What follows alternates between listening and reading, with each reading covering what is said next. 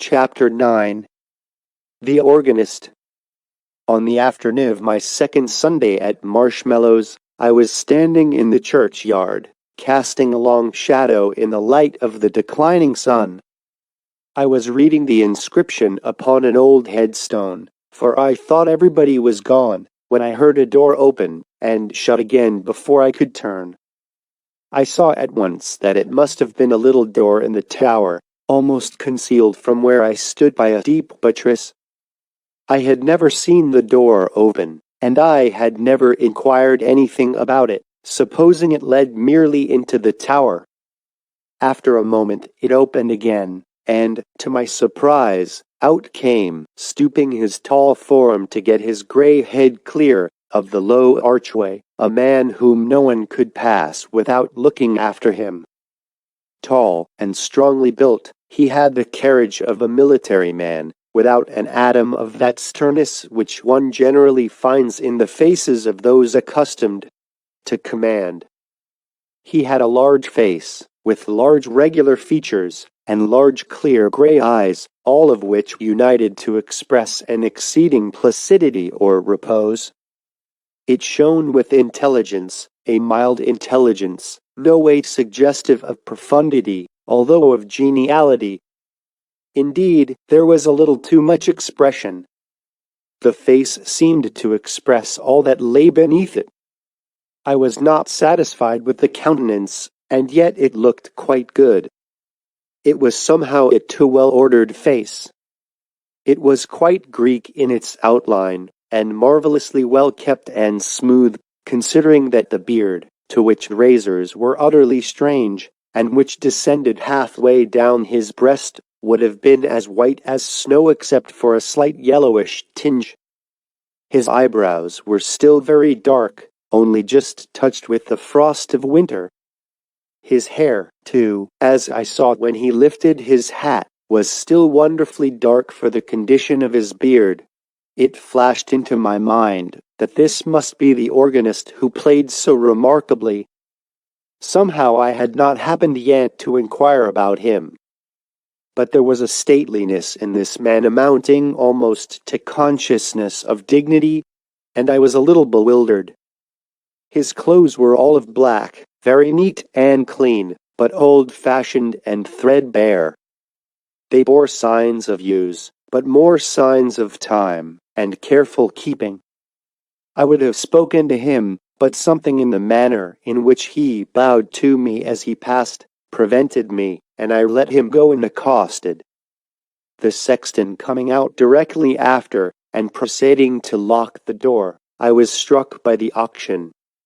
"What is he locking the door for?" I said to myself. But I said nothing to him, because I had not answered the question myself yet. "Who is that gentleman," I asked, "who came out just now?" "That is Mr. Stoddart, sir," he answered. I thought I had heard the name in the neighborhood before. "Is it he who plays the organ?" I asked. "That he do, sir. He's played our organ for the last 10 year, ever since he come to live at the hall." "What hall?" "Why, the hall, to be sure, old Castle Hall, you know." And then it dawned on my recollection that I had heard Judy mention her uncle, Stoddart. But how could he be her uncle? "Is he a relation of the family?" I asked. "He's a brother-in-law, I believe, of the old lady, sir, but however he come to live there I don't know. It's no such binding connection, you know, sir. He's been in the military line, I believe, sir, in the Indies, or somewheres. I do not think I shall have any more strange parishioners to present to my readers, at least I do not remember any more just at this moment. And this one, as the reader will see, I positively could not keep out. A military man from India, a brother-in-law of Mrs. Oldcastle, choosing to live with her, an entrancing performer upon an old, asthmatic, dry-throated church organ, taking no trouble to make the clergyman's acquaintance, and passing him in the churchyard with a courteous bow, although his face was full of kindliness, if not of kindness. I could not help thinking all this strange. And yet, will the reader cease to accord me credit when I assert it? Although I had quite intended to inquire after him when I left the vicarage to go to the hall, and had even thought of him when sitting with Mrs. Oldcastle, I never thought of him again after going with Judy, and left the house without having made a single inquiry after him.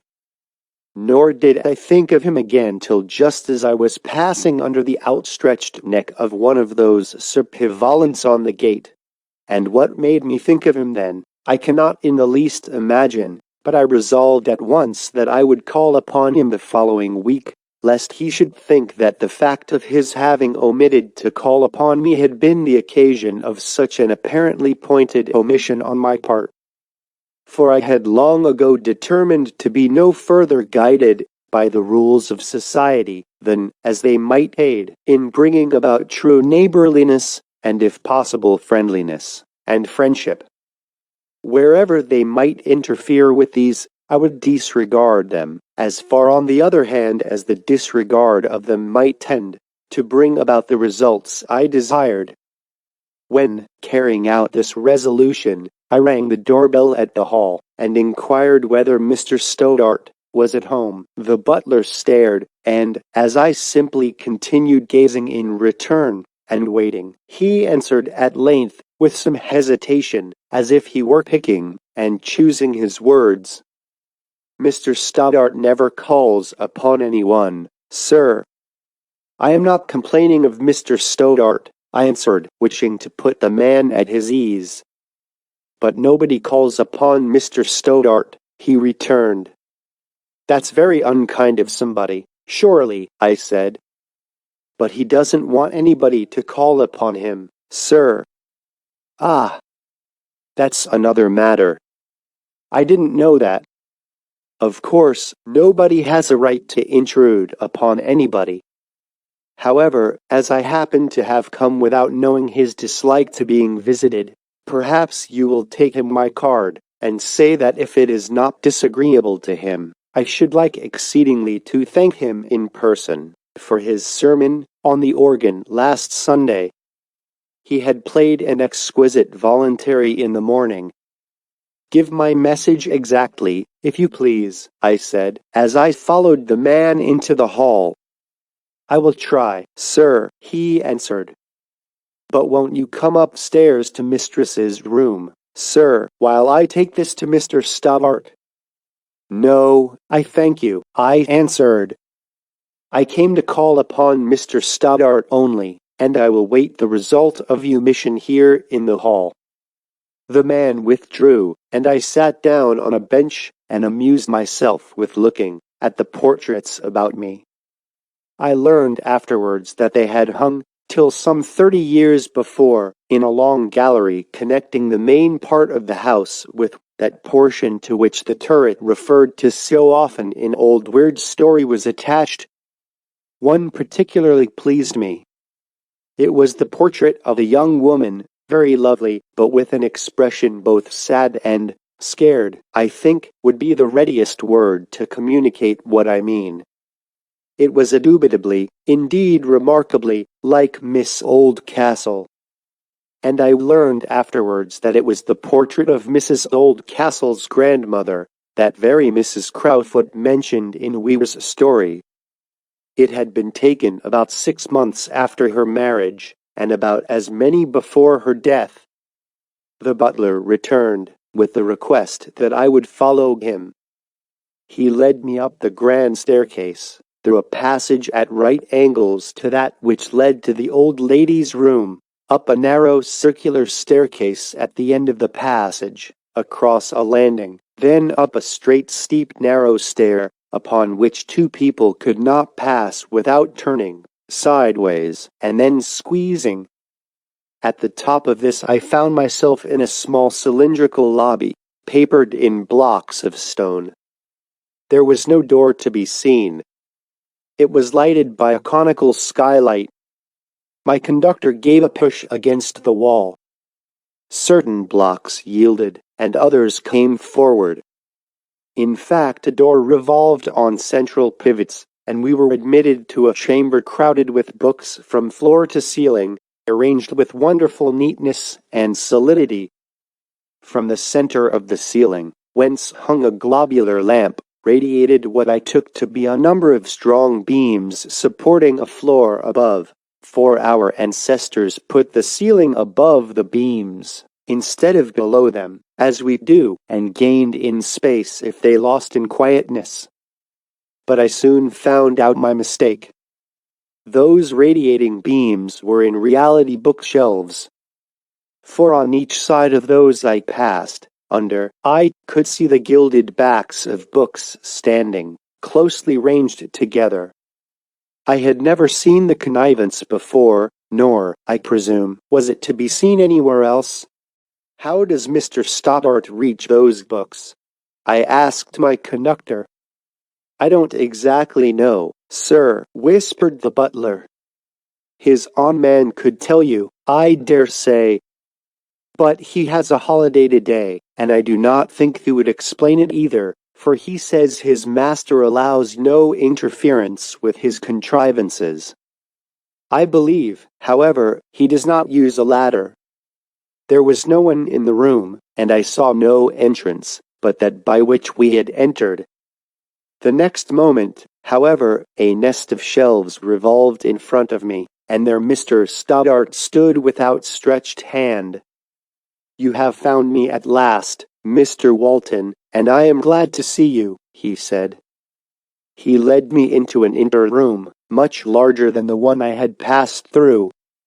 "I am glad," I replied, "that I did not know, till the butler told me, your unwillingness to be intruded upon, for I fear, had I known it, I should have been yet longer a stranger to you." "You are no stranger to me. I have heard you read prayers, and I have heard you preach, and I have heard you play, so you are no stranger to me either." "Well, before we say another word," said Mr. Stoddart, "I must just say one word about this report of my unsociable disposition. I encourage it, but I'm very glad to see you, notwithstanding. Do sit down." I obeyed, and waited for the rest of his word. I was so bored with visits after I came, visits which were to me utterly uninteresting, that I was only too glad when the unusual nature of some of my pursuits gave rise to the rumor that I was mad. The more people say I am mad, the better pleased I am, so long as they are satisfied with my own mode of shutting myself up, and do not attempt to carry out any fancies of their own in regard to my personal freedom. Upon this followed some desultory conversation, during which I took some observations of the room. Like the outer room, it was full of books from floor to ceiling. But the ceiling was divided into compartments, harmoniously colored. "What a number of books you have," I observed. "Not a great many," he answered. "But I think there is hardly one of them with which I have not some kind of personal acquaintance. I think I could almost find you anyone you wanted in the dark, or in the twilight at least, which would allow me to distinguish whether the top edge was gilt, red, marbled, or uncut. I have bound a couple of hundred or so of them myself. I don't think you could tell the work from a tradesman's. I'll give you a guinea for the poor box if you pick out 3 of my binding consecutively." I accepted the challenge, for although I could not bind a book, I considered myself to have a keen eye for the outside finish. After looking over the backs of a great many, I took one down, examined a little further, and presented it. "You are right. Now try again." Again I was successful, although I doubted. "And now for the last," he said. Once more I was right. "There is your guinea," said he, a little mortified. "No," I answered. "I do not feel at liberty to take it, because, to tell the truth, the last was a mere guess, nothing more." Mr. Stoddart looked relieved. You are more honest than most of your profession, he said. But I am far more pleased to offer you the guinea upon the smallest out of your having won it. I have no claim upon it. What?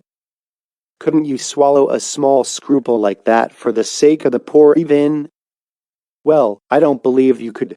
Oblige me by taking this guinea for some one or other of your poor people.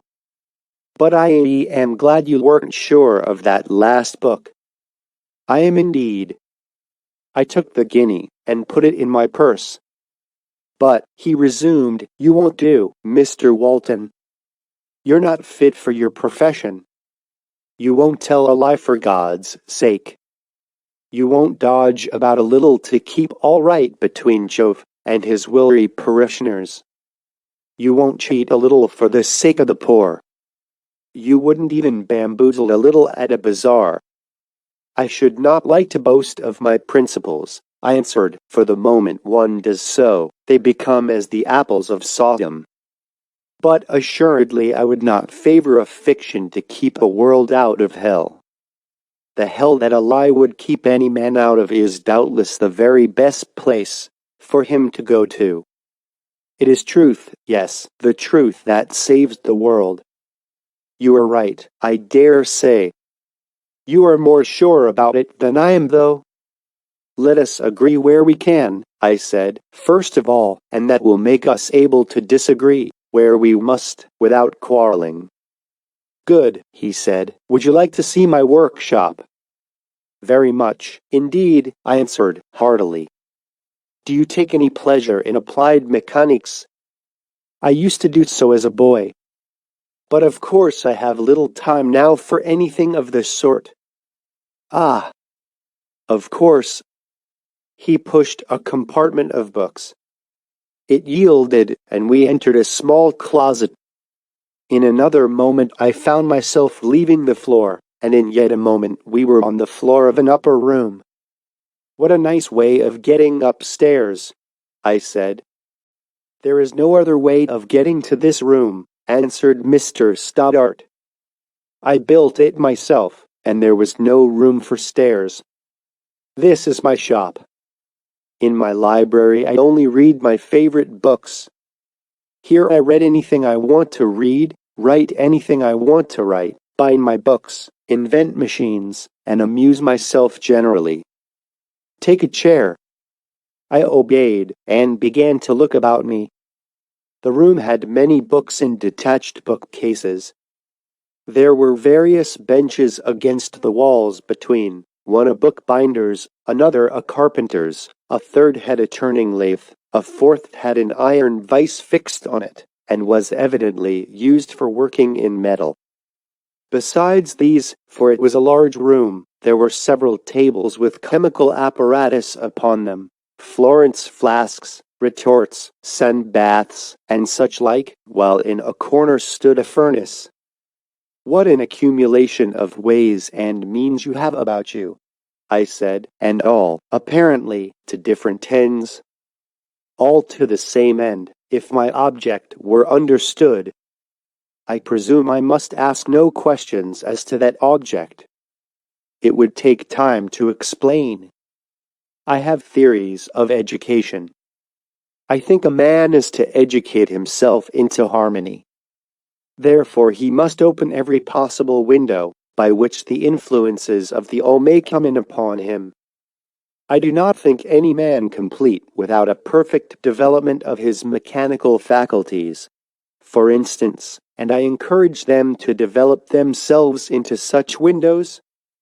I do not object to your theory, provided you do not put it forward as a perfect scheme of human life. If you did, I should have some questions to ask you about it, lest I should misunderstand you. He smiled what I took for a self-satisfied smile. There was nothing offensive in it, but it left me without anything to reply to. No embarrassment followed, however, for a rustling motion in the room the same instant attracted my attention, and I saw, to my surprise, and I must confess, a little to my confusion, Miss Oldcastle. She was seated in a corner, reading from a quarto lying upon her knees. "Oh, you didn't know my niece was here?" "To tell the truth, I forgot her when I brought you up, else I would have introduced you." "That is not necessary, uncle," said Miss Oldcastle, closing her book. I was by her instantly. She slipped the quarto from her knee and took my offered hand. "Are you fond of old books?" I said, not having anything better to say. "Some old books," she answered. "May I ask what book you were reading?" "I will answer you, under protest," she said with a smile. "I withdraw the question at once," I returned. "I will answer it notwithstanding. It is a volume of Jacob MAMMON. Do you understand him?" "Yes." "Don't you?" "Well, I have made but little attempt," I answered. "Indeed, it was only as I passed through London last that I bought his works, and I am sorry to find that one of the plates is missing from my copy." "Which plate is it?" "It is not very easy, I understand, to procure a perfect copy. One of my uncle's copies has no two volumes bound alike. Each must have belonged to a different set. I can't tell you what the plate is, but there are only 3 of those very curious unfolding ones in my 3rd volume, and there should be 4. "I do not think so."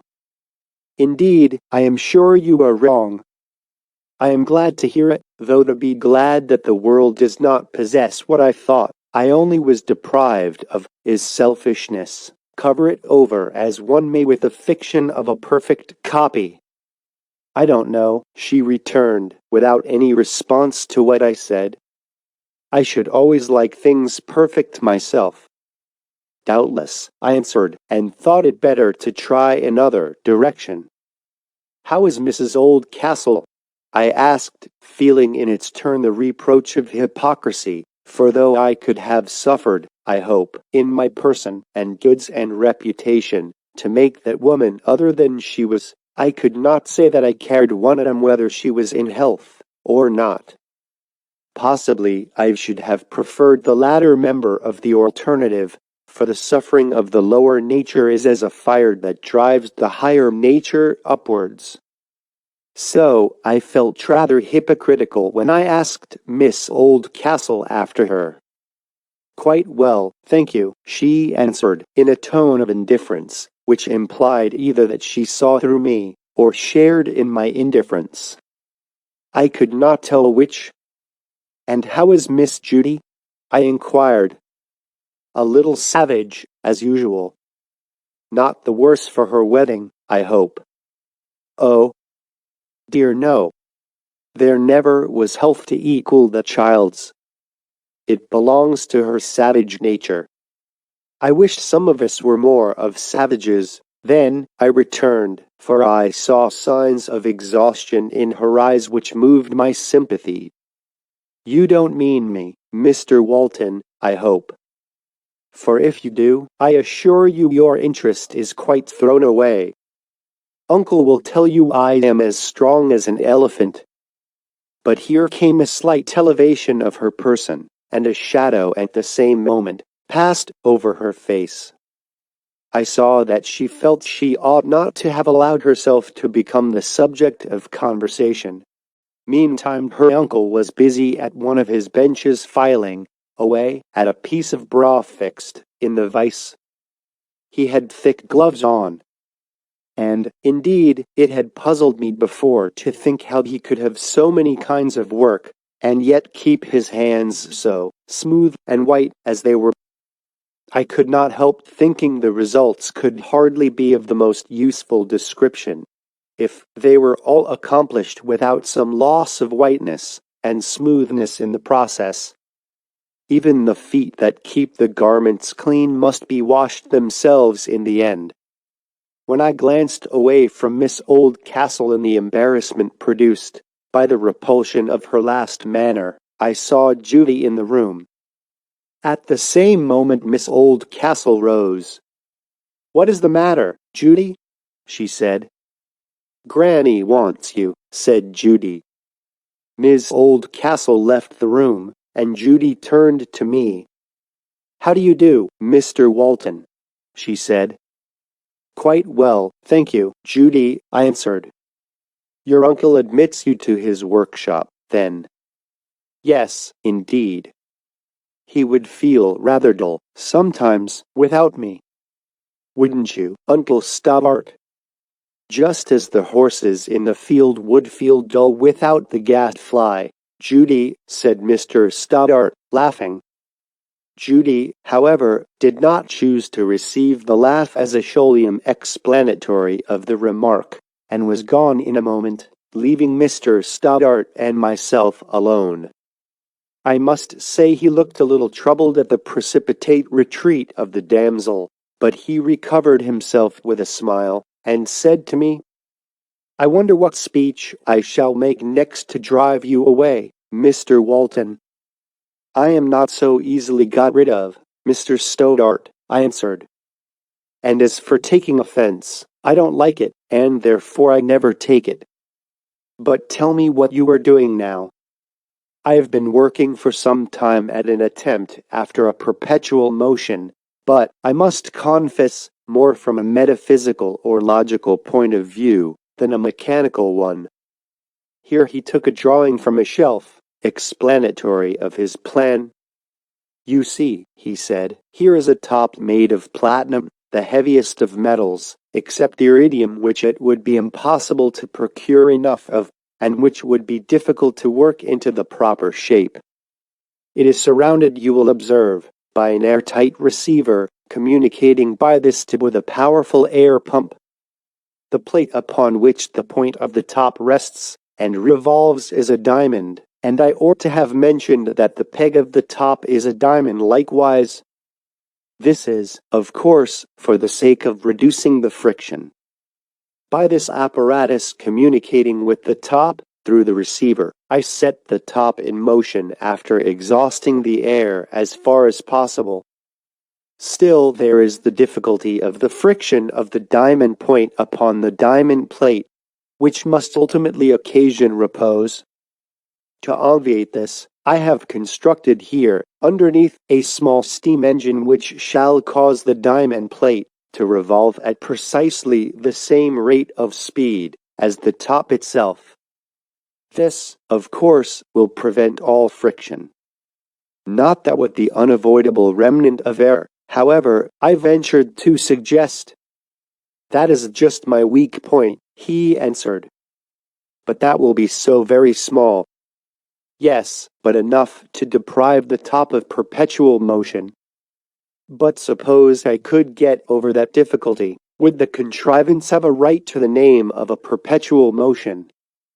For you observe that the steam engine below would not be the cause of the motion.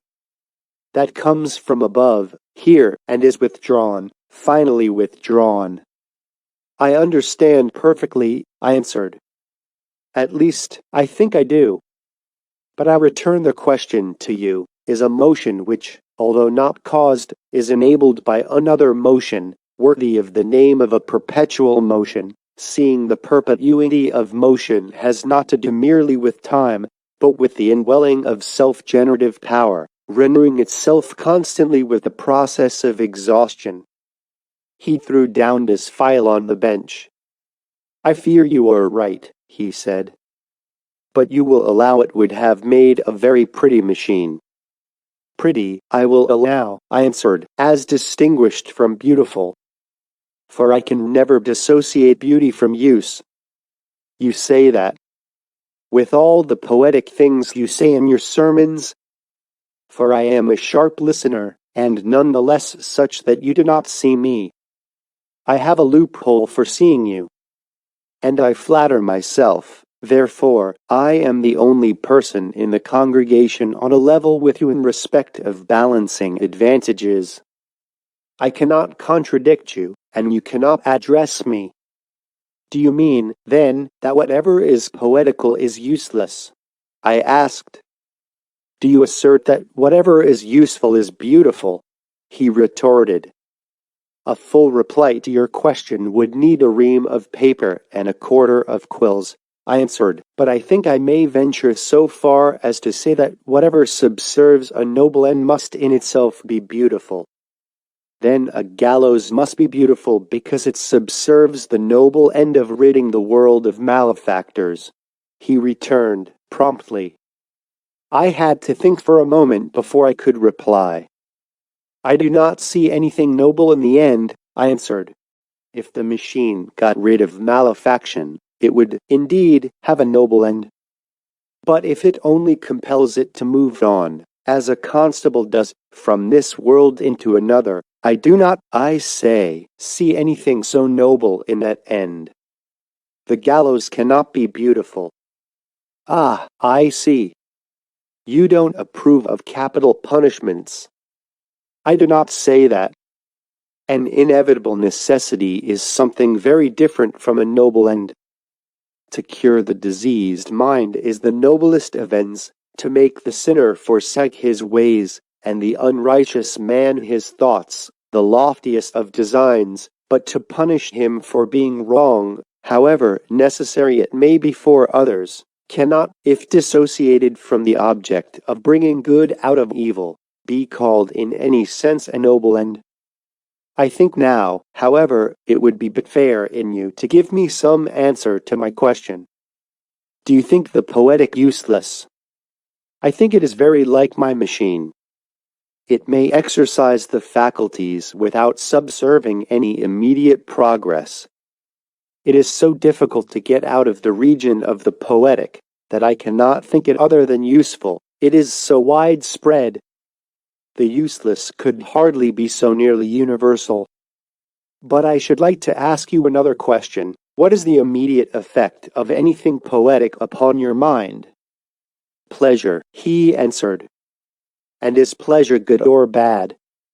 Sometimes the one, sometimes the other. In itself, I should say so. I should not. Are you not, then, by your very profession, more or less an enemy of pleasure? On the contrary, I believe that pleasure is good, and does good, and urges to good. Care is the evil thing. Strange doctrine for a clergyman. Now, do not misunderstand me, Mr. Stoddart. That might not hurt you, but it would distress me. Pleasure, obtained by wrong, is poison and horror. But it is not the pleasure that hurts. It is the wrong that is in it that hurts. The pleasure hurts only as it leads to more wrong. I almost think myself that if you could make everybody happy, half the evil would vanish from the earth. But you believe in God. I hope in God I do. How can you then think that he would not destroy evil at such a cheap and pleasant rate? Because he wants to destroy all the evil, not the half of it, and destroy it so that it shall not grow again, which it would be sure to do very soon if it had no antidote but happiness. As soon as men got used to happiness, they would begin to sin again, and so lose it all. But care is distrust. I wonder now if ever there was a man who did his duty, and took no thought. I wish I could get the testimony of such a man. Has anybody actually tried the plan? But here I saw that I was not taking Mr. Stoddart with me, as the old phrase was. The reason I supposed to be, that he had never been troubled with much care. But there remained the question, whether he trusted in God or the bank. I went back to the original question. But I should be very sorry you should think that to give pleasure was my object in saying poetic things in the pulpit. If I do so, it is because true things come to me in their natural garments of poetic forms. What you call the poetic is only the outer beauty that belongs to all inner or spiritual beauty, just as a lovely face, mind, I say lovely, not pretty, not handsome, is the outward and visible presence of a lovely mind. Therefore, saying I cannot dissociate beauty from use, I am free to say as many poetic things, though, mind, I don't claim them, you attribute them to me, as shall be of the highest use, namely, to embody and reveal the true. But a machine has material use for its end. The most grotesque machine I ever saw that did something I felt to be in its own kind beautiful, as God called many fierce and grotesque things good when he made the world, good for their good end. But your machine does nothing more than raise the metaphysical doubt and question whether it can with propriety be called a perpetual motion or not. To this Mr. Stoddart making no reply, I take the opportunity of the break in our conversation to say to my readers that I know there was no satisfactory following out of an argument on either side, in the passage of words I have just given. In fact, an argument, however simply conducted and honorable, must just resemble a game at football, the unfortunate question being the ball, and the numerous and sometimes conflicting thoughts which arise in each mind, forming the two parties whose energies are spent in a succession of kicks. In fact, I don't like argument, and I don't care for the victory. If I had my way, I would never argue at all. To succeed in the wrong is the most dreadful punishment to a man who, in the main, is honest. I will only say in brief that I believe with all my heart that the true is the beautiful, and that nothing evil can be other than ugly. If it seems not so, it is in virtue of some good mingled with the evil, and not in the smallest degree in virtue of the evil. I thought it was time for me to take my leave. You put plenty of poetry yourself into that voluntary you played last Sunday. I am so much obliged to you for it. Oh, that fugue. You liked it, did you? More than I can tell you. I am very glad. Do you know those two lines of Milton in which he describes such a performance on the organ? No. Can you repeat them? His volume touch, instinct through all proportions, low and high, fled and pursued transverse the resonant fugue. That is wonderfully fine. Thank you. That is better than my fugue by a good deal. You have cancelled the obligation. Do you think doing a good turn again is cancelling an obligation? I don't think an obligation can ever be returned in the sense of being got rid of. But I am being hypercritical. Not at all. Shall I tell you what I was thinking of while playing that fugue? I should like much to hear. I had been thinking, while you were preaching, of the many fancies men had worshipped for the truth, now following this, now following that, ever believing they were on the point of laying hold upon her, and going down to the grave empty-handed as they came. And empty-hearted, too, I asked, but he went on without heeding me. And I saw a vision of multitudes following where nothing was to be seen, with arms outstretched in all directions, some clasping vacancy to their bosoms, some reaching on tiptoe over the heads of their neighbors, and some with hanging heads, and hands clasped behind their backs, retiring hopeless from the chase. Strange, I said, for I felt so full of hope while you played, that I never doubted it was hope you meant to express. So I do not doubt I did, for the multitude was full of hope, vain hope, to lay hold upon the truth. And you, being full of the main expression, and in sympathy with it, did not heed the undertones of disappointment, or the sighs of those who turned their backs on the chase. Just so it is in life. I am no musician, I returned, to give you a musical counter to your picture. But I see a grave man tilling the ground in peace, and the form of truth standing behind him, and folding her wings, closer, and closer over, and around him, as he works, on at his day's labor. Very pretty, said Mr. Stoddart, and said no more. Suppose, I went on, that a person knows that he has not laid hold on the truth, is that sufficient ground for his making any further assertion than that he has not found it? No. But if he has tried hard and has not found anything that he can say is true, he cannot help thinking that most likely there is no such thing. Suppose, I said, that nobody has found the truth, is that sufficient ground for saying that nobody ever will find it? Or that there is no such thing as truth to be found? Are the ages so nearly done that no chance yet remains? Surely if God has made us to desire the truth, He has got some truth to cast into the gulf of that desire. Shall God create hunger, and no food? But possibly a man may be looking the wrong way for it. You may be using the microscope, when you ought to open both eyes, and lift up your head. Or a man may be finding some truth, which is feeding his soul, when he does not think he is finding any.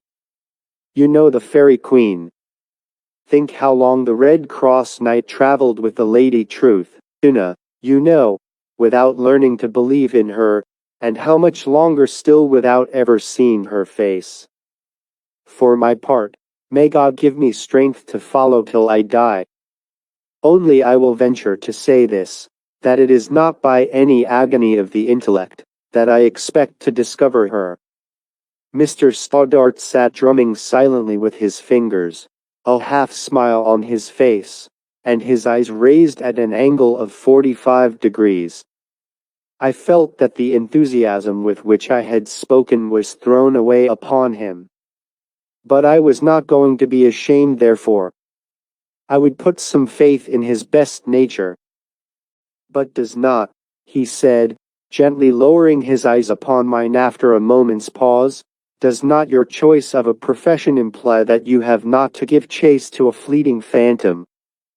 Do you not profess to have, and hold, and therefore teach the truth? I profess only to have caught glimpses of her white garments, those, I mean, of the abstract truth of which you speak. But I have seen that which is eternally beyond her, the ideal in the real, the living truth, not the truth that I can think, but the truth that thinks itself, that thinks me, that God has thought, yea, that God is, the truth being true to itself and to God and to man, Christ Jesus, my Lord, who knows, and feels, and does the truth. I have seen him, and I am both content and unsatisfied. For in him are hid all the treasures of wisdom and knowledge. Thomas à Kempis says, Qui eternum verbum loquitur, illa multis opinionibus expediter. He to whom the eternal word speaks, is set free from a press of opinions. I rose, and held out my hand to Mr. Stoddart. He rose likewise, and took it kindly, conducted me to the room below, and ringing the bell, committed me to the care of the butler. As I approached the gate, I met Jane Rogers coming back from the village. I stopped and spoke to her. Her eyes were very red. Nothing amiss at home, Jane? I said. No, sir, thank you, answered Jane, and burst out crying. What is the matter, then? Is your... Nothing's the matter with nobody, sir. Something is the matter with you. Yes, sir.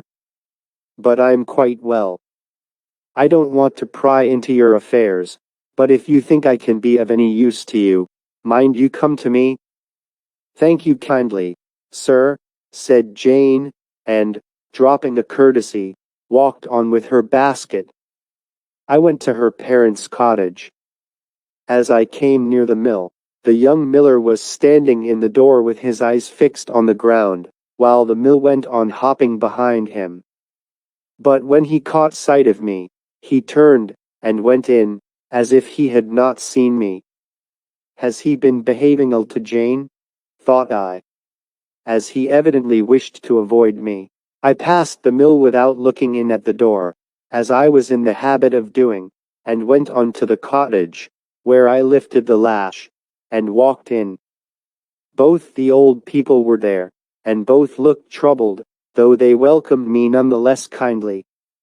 I met Jane, I said, and she looked unhappy, so I came on to hear what was the matter. You oughtn't to be troubled with our small affairs, said Mrs. Rogers.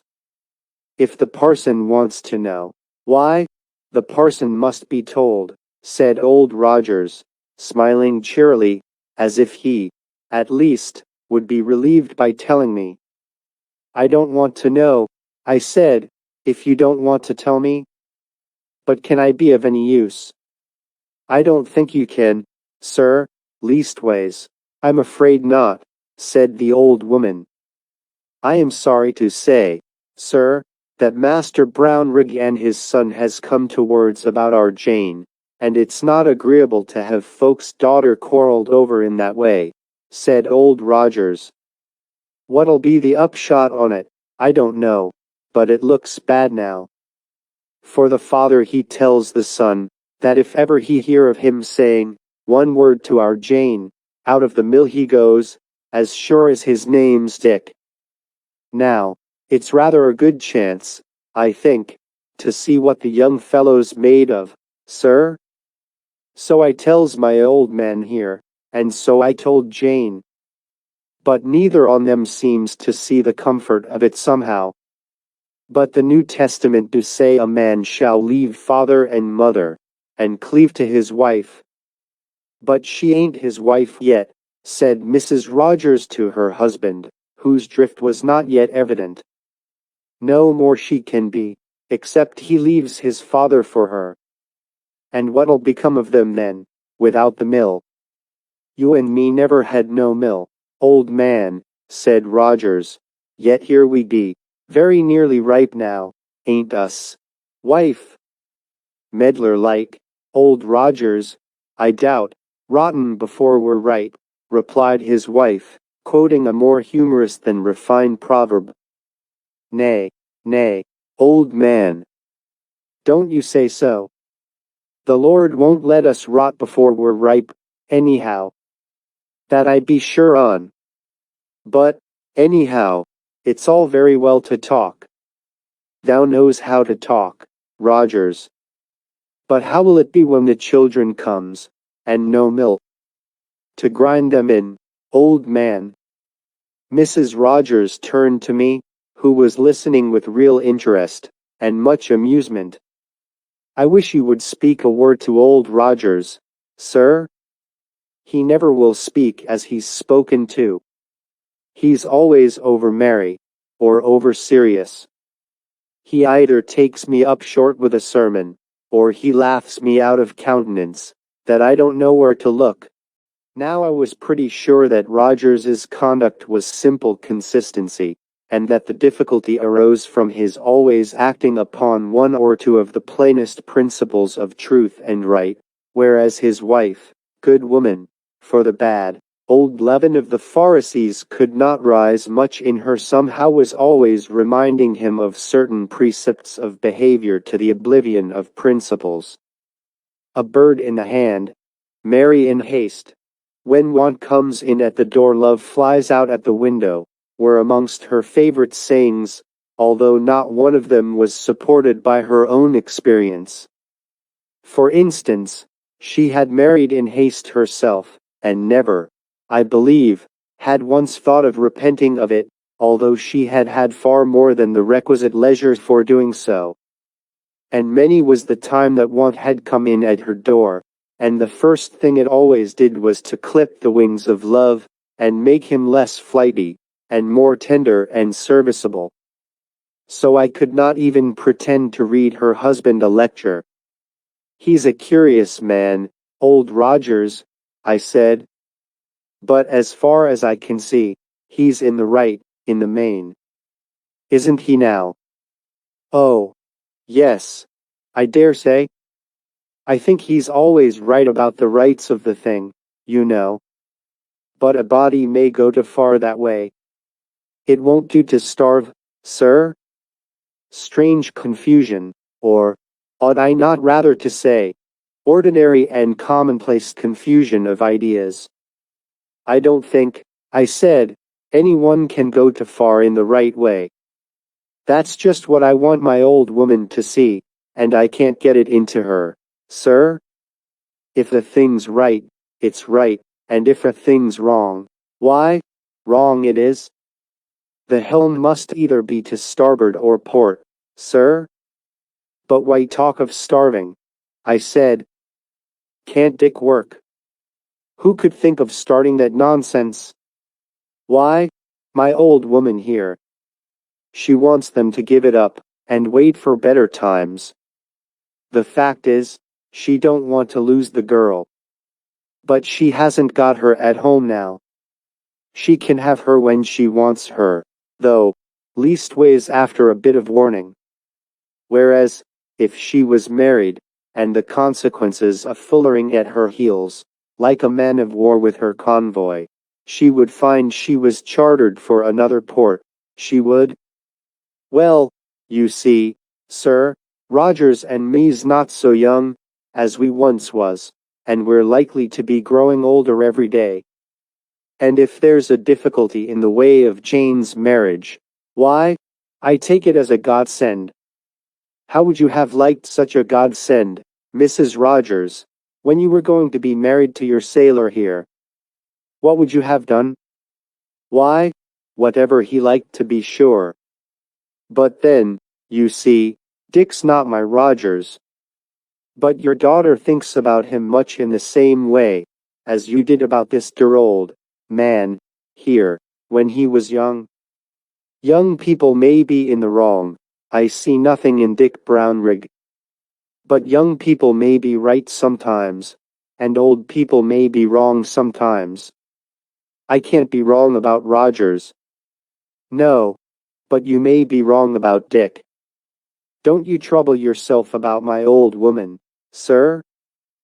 Alice was awkward in stays, but she never missed them yet. When she's said her say, round she comes in the wind like a bird, sir. There's a good old man to stick up for your old wife. Still, I say, they may as well wait a bit. It would be a pity to anger the old gentleman. What does the young man say to it? Why, he says, like a man, he can work for her as well's the mill, and he's ready, if she is. I am very glad to hear such a good account of him. I shall look in, and have a little chat with him. I always liked the look of him. Good morning, Mrs. Rogers. I'll see you across the stream, sir, said the old man, following me out of the house. You see, sir, he resumed, as soon as we were outside, I'm always afraid of taking things out of the Lord's hands. It's the right way, surely, that when a man loves a woman, and has told her so, he should act like a man, and do as is right. And isn't that the Lord's way? And can't he give them what's good for them? Mayhap they won't love each other the less in the end, if Dick has a little bit of the hard work that many a man, that the Lord loved none the less, has had before him. I wouldn't like to anger the old gentleman, as my wife says, but if I was Dick, I know what I would do. But don't you think hard of my wife, sir, for I believe there's a bit of pride in it. She's afraid of being supposed to catch at Richard Brownrigg, because he's above us, you know, sir. And I can't altogether blame her, only we ain't got to do with the look of things, but with the things themselves. I understand you quite, and I'm very much of your mind. You can trust me to have a little chat with him, can't you? That I can, sir. Here we had come to the boundary of his garden, the busy stream that ran away, as if it was scared at the labor it had been compelled to go through, and was now making the best of its speed back to its mother ocean, to tell sad tales of a world where every little brook must do some work ere it gets back to its rest. I bade him good day, jumped across it, and went into the mill, where Richard was tying the mouth of a sack, as gloomily as the brothers of Joseph must have tied their sacks after his silver cup had been found. "Why did you turn away from me, as I passed half an hour ago, Richard?" I said, cheerily. "I beg your pardon, sir. I didn't think you saw me. But supposing I hadn't? But I won't tease you. I know all about it. Can I do anything for you?" "No, sir. You can't move my father. It's no use talking to him. He never hears a word anybody says. He never hears a word you say on Sundays, sir. He won't even believe the Mark Lane Express about the price of corn. It's no use talking to him, sir. You wouldn't mind if I were to try?" "No, sir. You can't make matters worse. No more can you make them any better, sir. I don't say I shall talk to him, but I may try it, if I find a fitting opportunity. He's always worse, more obstinate, that is, when he's in a good temper. So you may choose your opportunity wrong. But it's all the same. It can make no difference. What are you going to do, then?" "I would let him do his worst. But Jane doesn't like to go against her mother. I'm sure I can't think how she should side with my father against both of us. He never laid her under any such obligation, I'm sure. There may be more ways than one of accounting for that. You must mind, however, and not be too hard upon your father. You're quite right in holding fast to the girl, but mind that vexation does not make you unjust. I wish my mother were alive. She was the only one that ever could manage him. How she contrived to do it nobody could think, but manage him she did, somehow or other. There's not a husk of use in talking to him. I dare say he prides himself on not being moved by talk. But has he ever had a chance of knowing Jane, of seeing what kind of a girl she is? He's seen her over and over. But seeing isn't always believing. It certainly isn't with him. If he could only know her.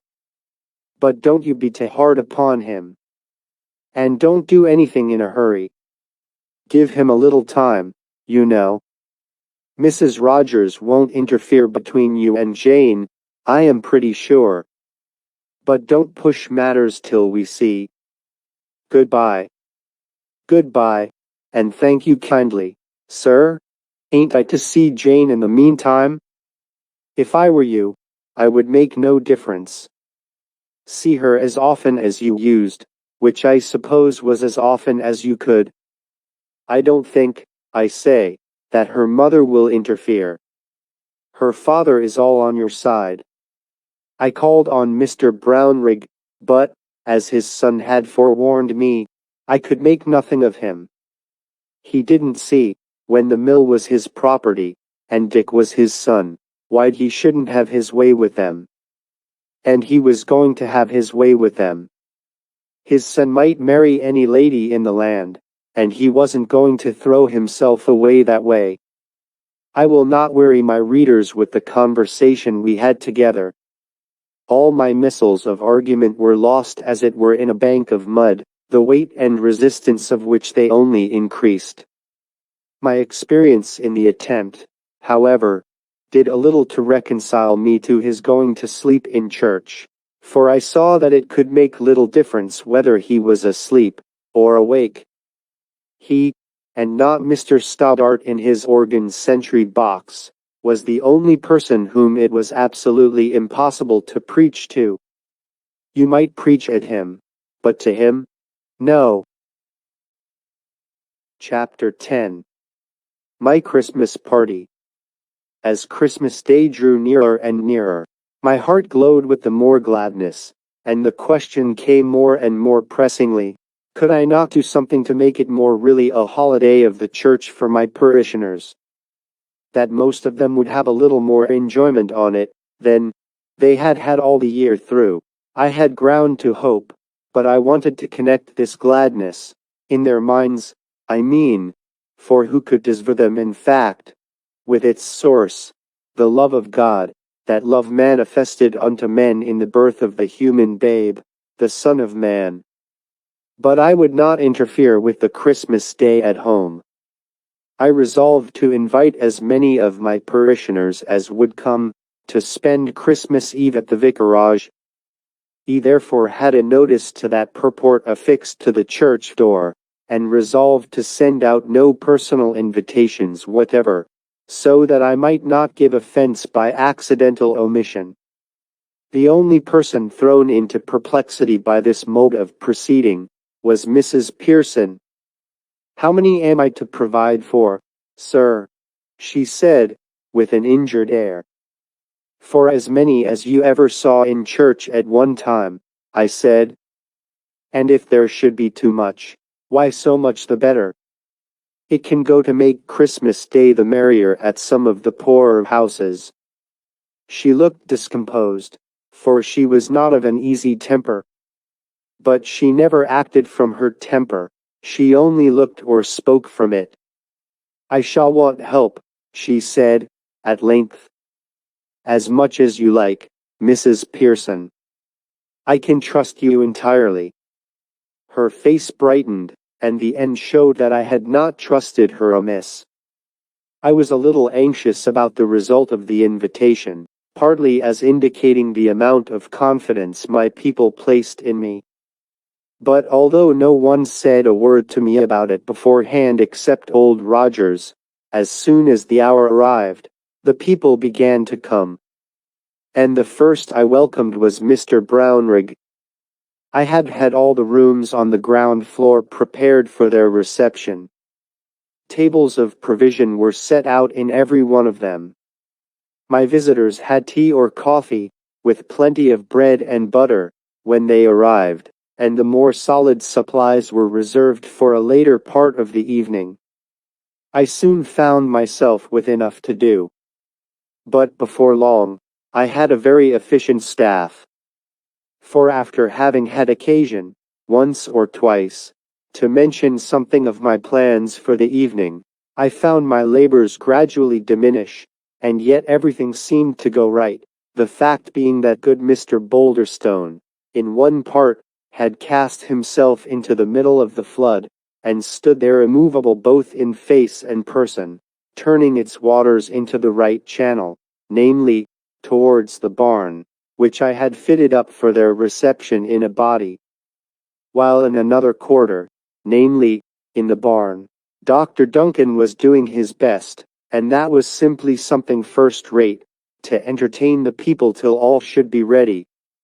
From a kind of instinct these gentlemen had taken upon them to be my staff, almost without knowing it, and very grateful I was.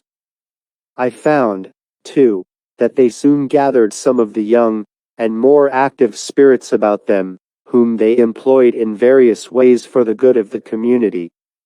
When I came in and saw the goodly assemblage, for I had been busy receiving them in the house, I could not help rejoicing that my predecessor had been so fond of farming that he had rented land in the neighborhood of the vicarage, and built this large barn, of which I could make a hall to entertain my friends.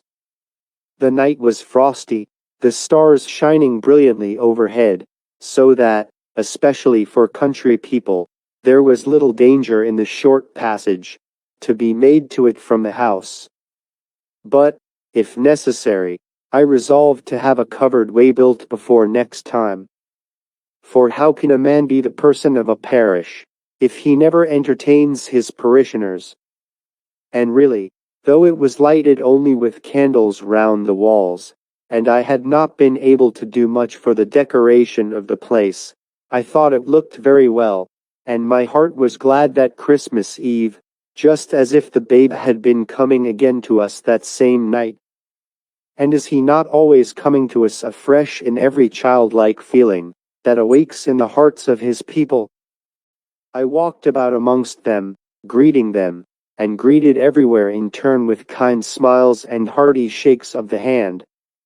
As often as I paused in my communications for a moment, It was amusing to watch Mr. Boulderstone's honest, though awkward endeavors to be at ease with his inferiors. But Dr. Duncan was just a sight worth seeing. Very tall and very stately, he was talking now to this old man, now to that young woman, and every face glistened towards which he turned. There was no condescension about him. He was as polite and courteous to one as to another, and the smile that every now and then lighted up his old face was genuine and sympathetic. No one could have known by his behavior that he was not at court. And I thought, surely even the contact with such a man will do something to refine the taste of my people.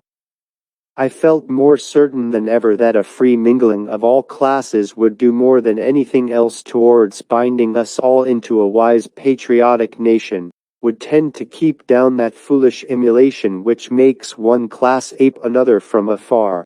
Like Ben Jonson's Fungoso, still lighting short a suit, would refine the roughness of the rude, and enable the polished to see with what safety his just share in public matters might be committed into the hands of the honest workman.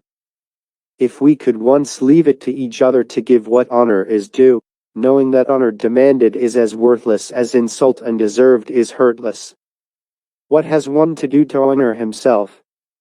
That is and can be no honor. When one has learned to seek the honor that cometh from God only, he will take the withholding of the honor that comes from men very quietly indeed. The only thing that disappointed me was that there was no one there to represent Oldcastle Hall. But how could I have everything a success at once? And Catherine Weir was likewise absent. After we had spent a while in pleasant talk, and when I thought nearly all were with us, I got up on a chair at the end of the barn, and said, "Kind friends, I am very grateful to you for honoring my invitation, as you have done. Permit me to hope that this meeting will be the first of many, and that from it may grow the yearly custom in this parish of gathering in love and friendship upon Christmas Eve. When God comes to man, man looks round for his neighbor. When man departed from God in the Garden of Eden, the only man in the world ceased to be the friend of the only woman in the world, and, instead of seeking to bear her burden, became her accuser to God, in whom he saw only the judge, unable to perceive that the infinite love of the Father had come to punish him in tenderness and grace. But when God in Jesus comes back to men, brothers and sisters spread forth their arms to embrace each other, and so to embrace him. This is, when he is born again in our souls. For, dear friends, what we all need is just to become little children like him, to cease to be careful about many things, and trust in him, seeking only that he should rule, and that we should be made good like him. What else is meant by seek ye first the kingdom of God, and his righteousness, and all these things shall be added unto you? Instead of doing so, we seek the things God has promised to look after for us, and refuse to seek the thing he wants us to seek, a thing that cannot be given us, except we seek it.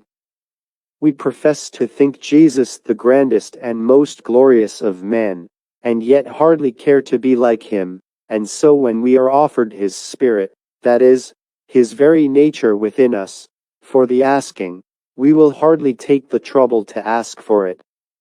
But tonight, at least, let all unkind thoughts, all hard judgments of one another, all selfish desires after our own way, be put from us, that we may welcome the babe into our very bosoms, that when he comes amongst us, for is he not like a child still, meek and lowly of heart, he may not be troubled to find that we are quarrelsome, and selfish, and unjust."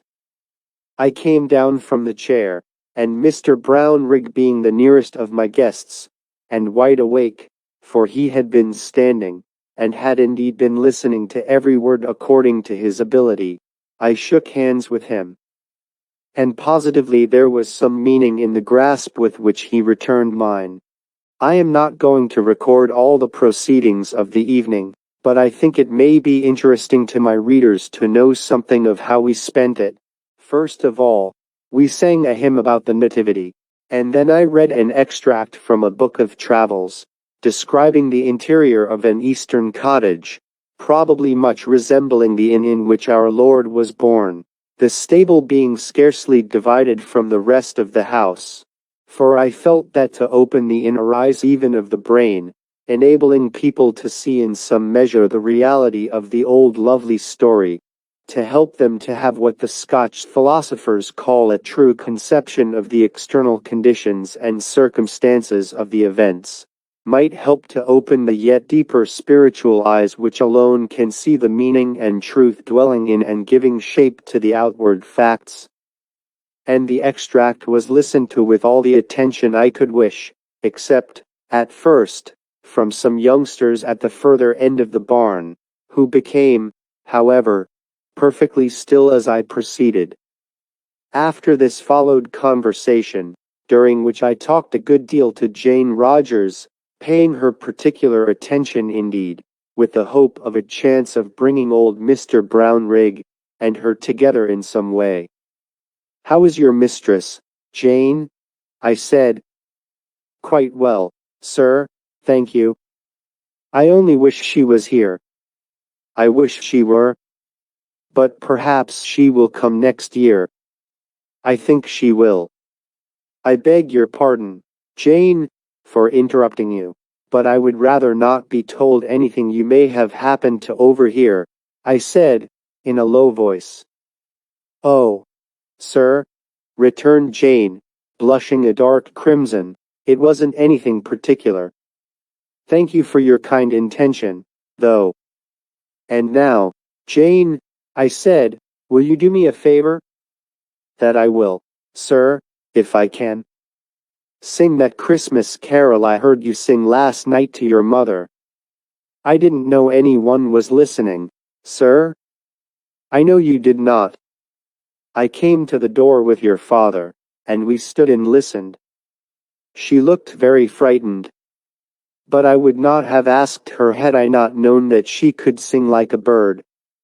"I am afraid I shall make a fool of myself," she said. "We should all be willing to run that risk for the sake of others," I answered. "I will try then, sir." So she sang, and her clear voice soon silenced the speech all round. When Jane had done singing, I asked her where she had learned the carol, and she answered, "My mistress gave it me." There was a picture to it of the baby, on his mother's knee. "I never saw it," I said. "Where did you get the tune?" "I thought it would go with a tune I knew, and I tried it, and it did. But I was not fit to sing to you, sir." "You must have quite a gift of song, Jane," I said. "My father and mother can both sing." Mr. Brownrigg was seated on the other side of me, and had apparently listened with some interest. His face was 10 degrees less stupid than it usually was. I fancied I saw even a glimmer of some satisfaction in it. I turned to Old Rogers. "Sing us a song, Old Rogers," I said. "I'm no canary at that, sir, and besides, my singing days be over. I advise you to ask Dr. Duncan there. He can sing." I rose and said to the assembly, "My friends, if I did not think God was pleased to see us enjoying ourselves, I should have no heart for it myself. I am going to ask our dear friend Dr. Duncan to give us a song, if you please, Dr. Duncan." "I am very nearly too old," said the doctor, "but I will try."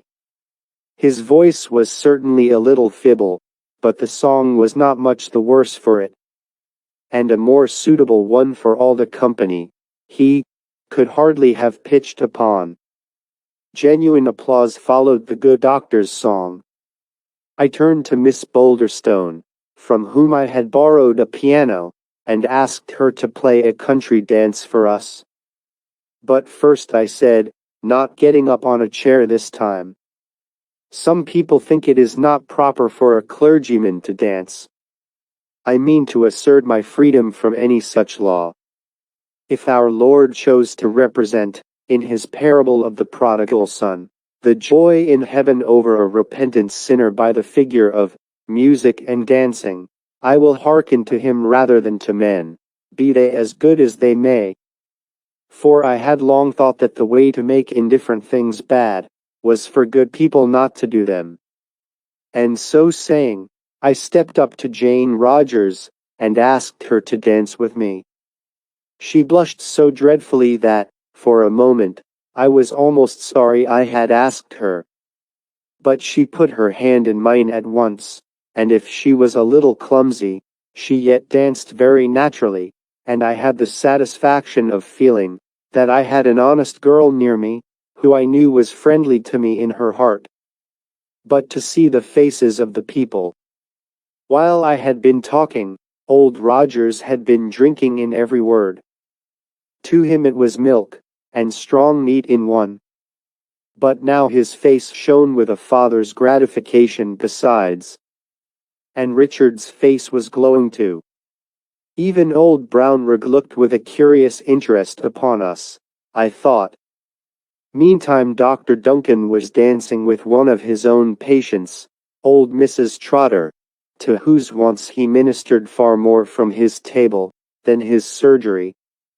I have known that man, hearing of a case of want from his servant, send the fowl he was about to dine upon, untouched, to those whose necessity was greater than his. And Mr. Boulderstone had taken out old Mrs. Rogers, and young Brownrigg had taken Mary WEIR. Thomas WEIR did not dance at all, but looked on kindly. "Why don't you dance, old Rogers?" I said, as I placed his daughter in a seat beside him. "Did your honor ever see an elephant go up the Fiddock shrouds?" "No. I never did."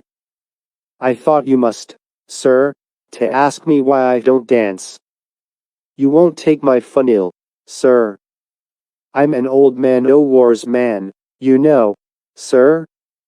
"I should have thought, Rogers, that you would have known better by this time than make such an apology to me." "God bless you, sir. An old man's safe with you, or a young lass, either, sir," he added, turning with a smile to his daughter. I turned, and addressed Mr. Boulderstone.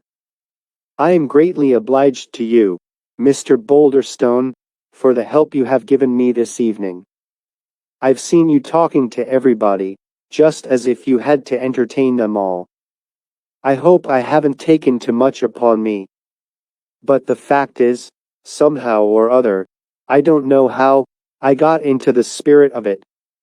"You got into the spirit of it because you wanted to help me, and I thank you heartily."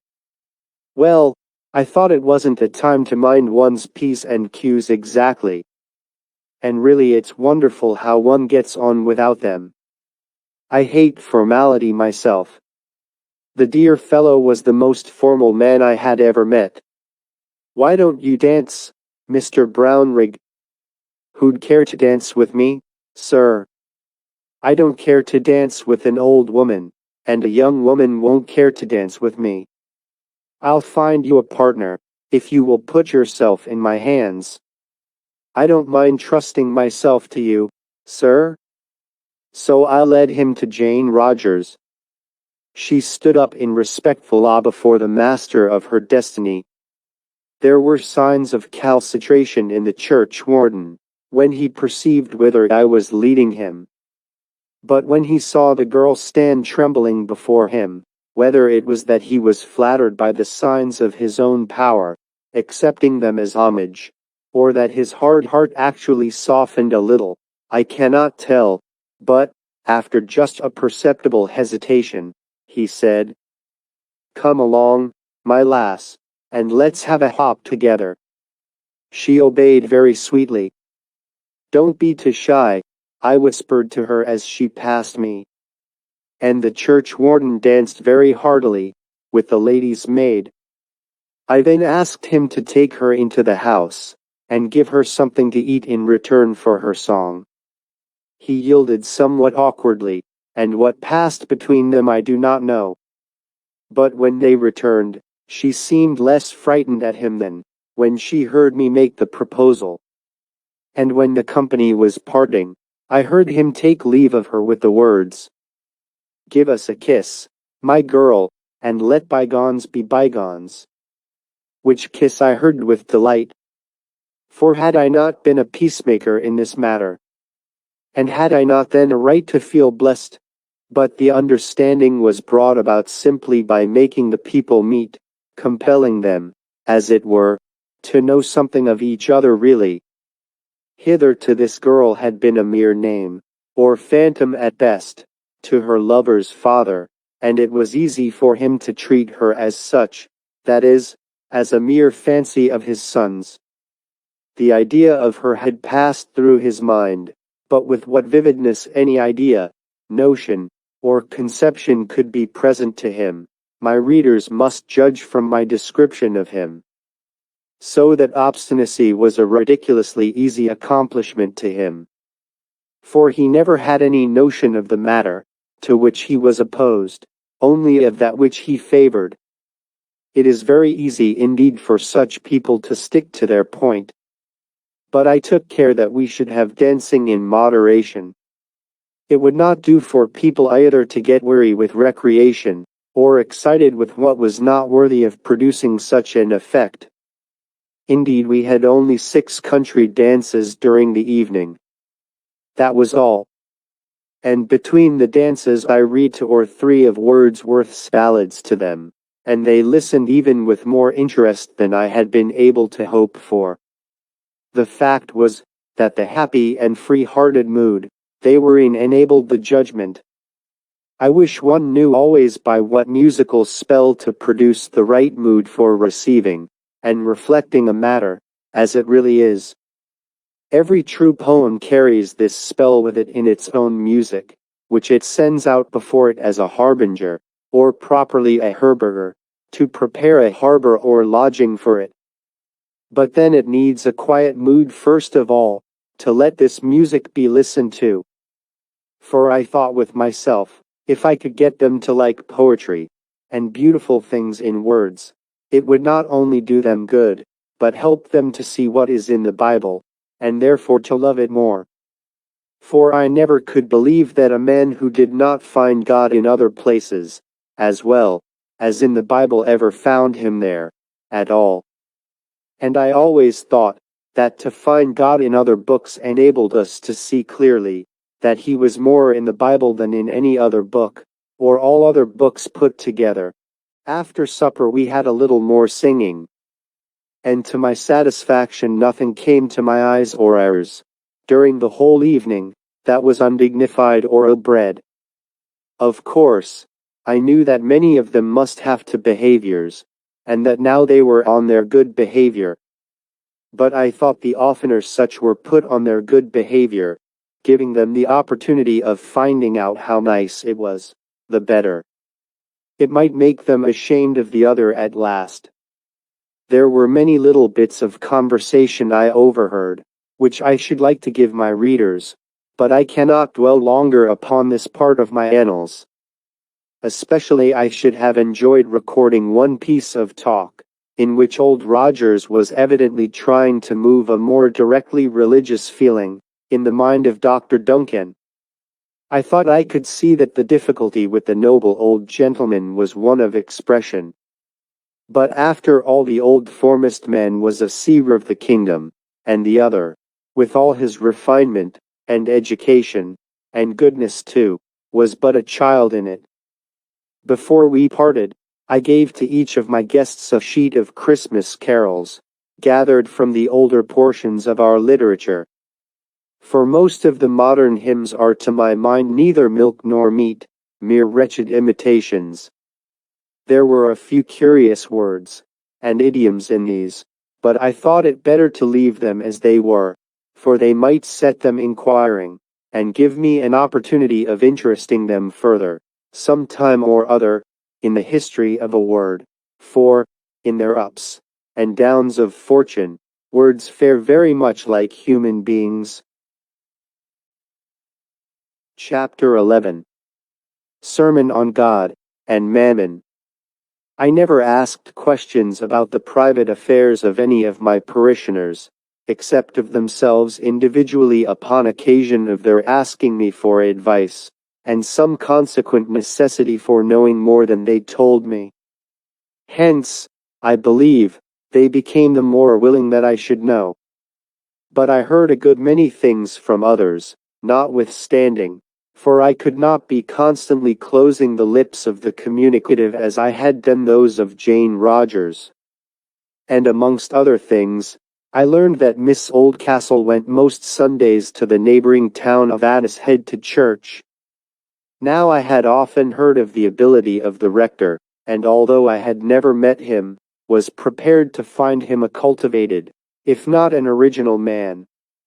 Still, if I must be honest, which I hope I must, I confess that I heard the news with a pang, in analyzing which I discovered the chief component to be jealousy. It was no use asking myself why I should be jealous, there the ugly thing was. So I went and told God I was ashamed, and begged him to deliver me from the evil, because his was the kingdom, and the power, and the glory. And he took my part against myself, for he waits to be gracious. Perhaps the reader may, however, suspect a deeper cause for this feeling, to which I would rather not give the true name, again, than a merely professional one. But there was one stray sheep of my flock that appeared in church for the first time, on the morning of Christmas Day, Catherine WEIR. She did not sit beside her father, but in the most shadowy corner of the church, near the organ loft, however. She could have seen her father if she had looked up, but she kept her eyes down the whole time, and never even lifted them to me. The spot on one cheek was much brighter than that on the other, and made her look very ill. I prayed to our God to grant me the honor of speaking a true word to them all, which honor I thought I was right in asking, because the Lord reproached the Pharisees for not seeking the honor that cometh from God. Perhaps I may have put a wrong interpretation on the passage. It is, however, a joy to think that he will not give you a stone, even if you should take it for a loaf, and ask for it as such. Nor is he, like the scribes, lying in wait to catch poor erring men in their words, or their prayers, however mistaken they may be. I took my text from the Sermon on the Mount, and as the magazine for which these annals were first written was intended chiefly for Sunday reading, I wrote my sermon just as if I were preaching it to my unseen readers, as I spoke it to my present parishioners. And here it is now. The Gospel according to St. Matthew, the 6th chapter, and part of the 24th and 25th verses. While ye cannot serve God and Mammon, therefore I say to you, take no thought for your life. When the child whose birth we celebrate with glad hearts this day grew up to be a man, he said this. Did he mean it? He never said what he did not mean. Did he mean it wholly? He meant it far beyond what the words could convey. He meant it altogether and entirely. When people do not understand what the Lord says, when it seems to them that his advice is impracticable, instead of searching deeper for a meaning, which will be evidently true and wise, they comfort themselves by thinking he could not have meant it altogether, and so leave it. Or they think that if he did mean it, he could not expect them to carry it out. And in the fact that they could not do it perfectly if they were to try, they take refuge from the duty of trying to do it at all, or, oftener, they do not think about it at all as anything that in the least concerns them. The Son of our Father in heaven may have become a child, may have led the one life which belongs to every man to lead, may have suffered because we are sinners, may have died for our sakes, doing the will of his Father in heaven, and yet we have nothing to do with the words he spoke out of the midst of his true, perfect knowledge, feeling, and action. Is it not strange that it should be so? Let it not be so with us this day. Let us seek to find out what our Lord means, that we may do it, trying and failing and trying again, verily to be victorious at last. What matter when, so long as we are trying, and so coming nearer to our end. Mammon, you know, means riches. Now, riches are meant to be the slave, not even the servant of man, and not to be the master. If a man serve his own servant, or, in a word, anyone who has no just claim to be his master, he is a slave. But here he serves his own slave. On the other hand, to serve God, the source of our being, our own glorious Father, is freedom, in fact, is the only way to get rid of all bondage. So you see plainly enough that a man cannot serve God and Mammon. For how can a slave of his own slave be the servant of the God of freedom, of him who can have no one to serve him, but a free man? His service is freedom. Do not, I pray you, make any confusion between service and slavery. To serve is the highest, noblest calling in creation. For even the Son of Man came not to be ministered unto, but to minister, yea, with himself. But how can a man serve riches?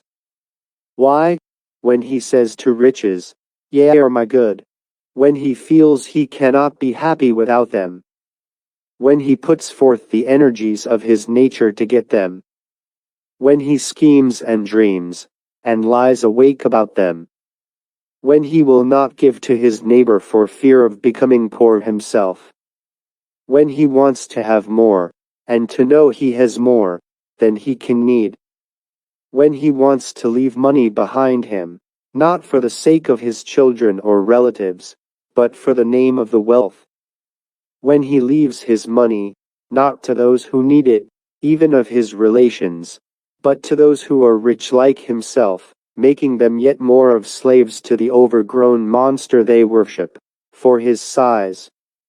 When he honors those who have money because they have money, irrespective of their character, or when he honors in a rich man, what he would not honor in a poor man, then is he the slave of Mammon.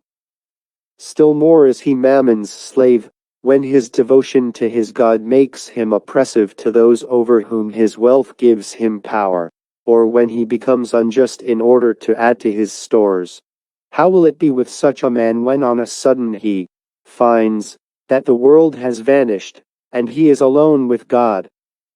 There lies the body in which he used to live, whose poor necessities first made money of value to him, but with which itself and its fictitious value are both left behind. He cannot now even try to bribe God with a check.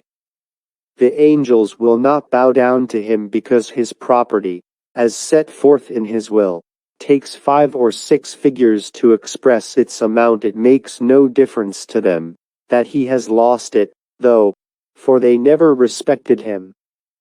And the poor souls of Hades, who envied him the wealth they had lost before, rise up as one man to welcome him, not for love of him. No worshipper of Mammon loves another, but, rejoicing in the mischief that has befallen him, and saying, Art thou also become one of us? And Lazarus in Abraham's bosom, however sorry he may be for him, however grateful he may feel to him for the broken victuals and the penny, cannot with one drop of the water of paradise cool that man's parched tongue. Alas, poor Dives! Poor server of Mammon, whose vile God can pretend to deliver him no longer.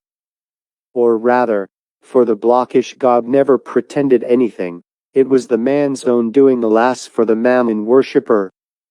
He can no longer deceive himself in his riches. And so even in hell he is something nobler than he was on earth, for he worships his riches no longer. He cannot. He curses them. Terrible things to say on Christmas Day. But if Christmas Day teaches us anything, it teaches us to worship God and not mammon, to worship spirit and not matter, to worship love and not power. Do I now hear any of my friends saying in their hearts, "Let the rich take that"? It does not apply to us. We are poor enough. Ah, my friends, I have known a light-hearted, liberal rich man lose his riches, and be liberal and light-hearted still. I knew a rich lady once, in giving a large gift of money to a poor man, say apologetically, "I hope it is no disgrace in me to be rich, as it is none in you to be poor. It is not the being rich that is wrong, but the serving of riches, instead of making them serve your neighbor and yourself, your neighbor for this life, yourself for the everlasting habitations." God knows it is hard for the rich man to enter into the kingdom of heaven, but the rich man does sometimes enter in, for God hath made it possible. And the greater the victory, when it is the rich man that overcomes the world. It is easier for the poor man to enter into the kingdom, yet many of the poor have failed to enter in, and the greater is the disgrace of their defeat. For the poor have more done for them, as far as outward things go, in the way of salvation than the rich, and have a beatitude all to themselves besides. For in the making of this world, as a school of salvation, the poor, as the necessary majority, have been more regarded than the rich. Do not think, my poor friend, that God will let you off. He lets nobody off. You, too, must pay the uttermost farthing. He loves you too well to let you serve mammon a whit more than your rich neighbor. Serve mammon, do you say? How can I serve mammon? I have no mammon to serve. Would you like to have riches a moment sooner than God gives them? Would you serve mammon if you had him? Who can tell? Do you answer? Leave those questions till I am tried. But is there no bitterness in the tone of that response? Does it not mean, it will be a long time before I have a chance of trying that? But I am not driven to such questions for the chance of convicting some of you of mammon worship. Let us look to the text. Read it again. While you cannot serve God and mammon, therefore I say unto you, take no thought for your life. Why are you to take no thought? Because you cannot serve God and mammon. Is taking thought, then, a serving of mammon? Clearly. Where are you now, poor man? Brooding over the frost. Will it harden the ground, so that the God of the sparrows cannot find food for his sons? Where are you now, poor woman? Sleepless over the empty cupboard and tomorrow's dinner? It is because we have no bread? Do you answer? Have you forgotten the 5 loaves among the 5,000, and the fragments that were left? Or do you know nothing of your Father in heaven, who clothes the lilies and feeds the birds? O ye of little faith! O ye poor-spirited mammon worshippers! Who worship him not even because he has given you anything, but in the hope that he may some future day benignantly regard you. But I may be too hard upon you. I know well that our Father sees a great difference between the man who is anxious about his children's dinner, or even about his own, and the man who is only anxious to add another 10,000 to his much goods laid up for many years. But you ought to find it easy to trust in God for such a matter, as your daily bread, whereas no man can by any possibility trust in God, for 10,000 pounds. The former need is a God-ordained necessity, the latter desire a man-devised appetite at best possibly swinish greed. Tell me, do you long to be rich? Then you worship mammon.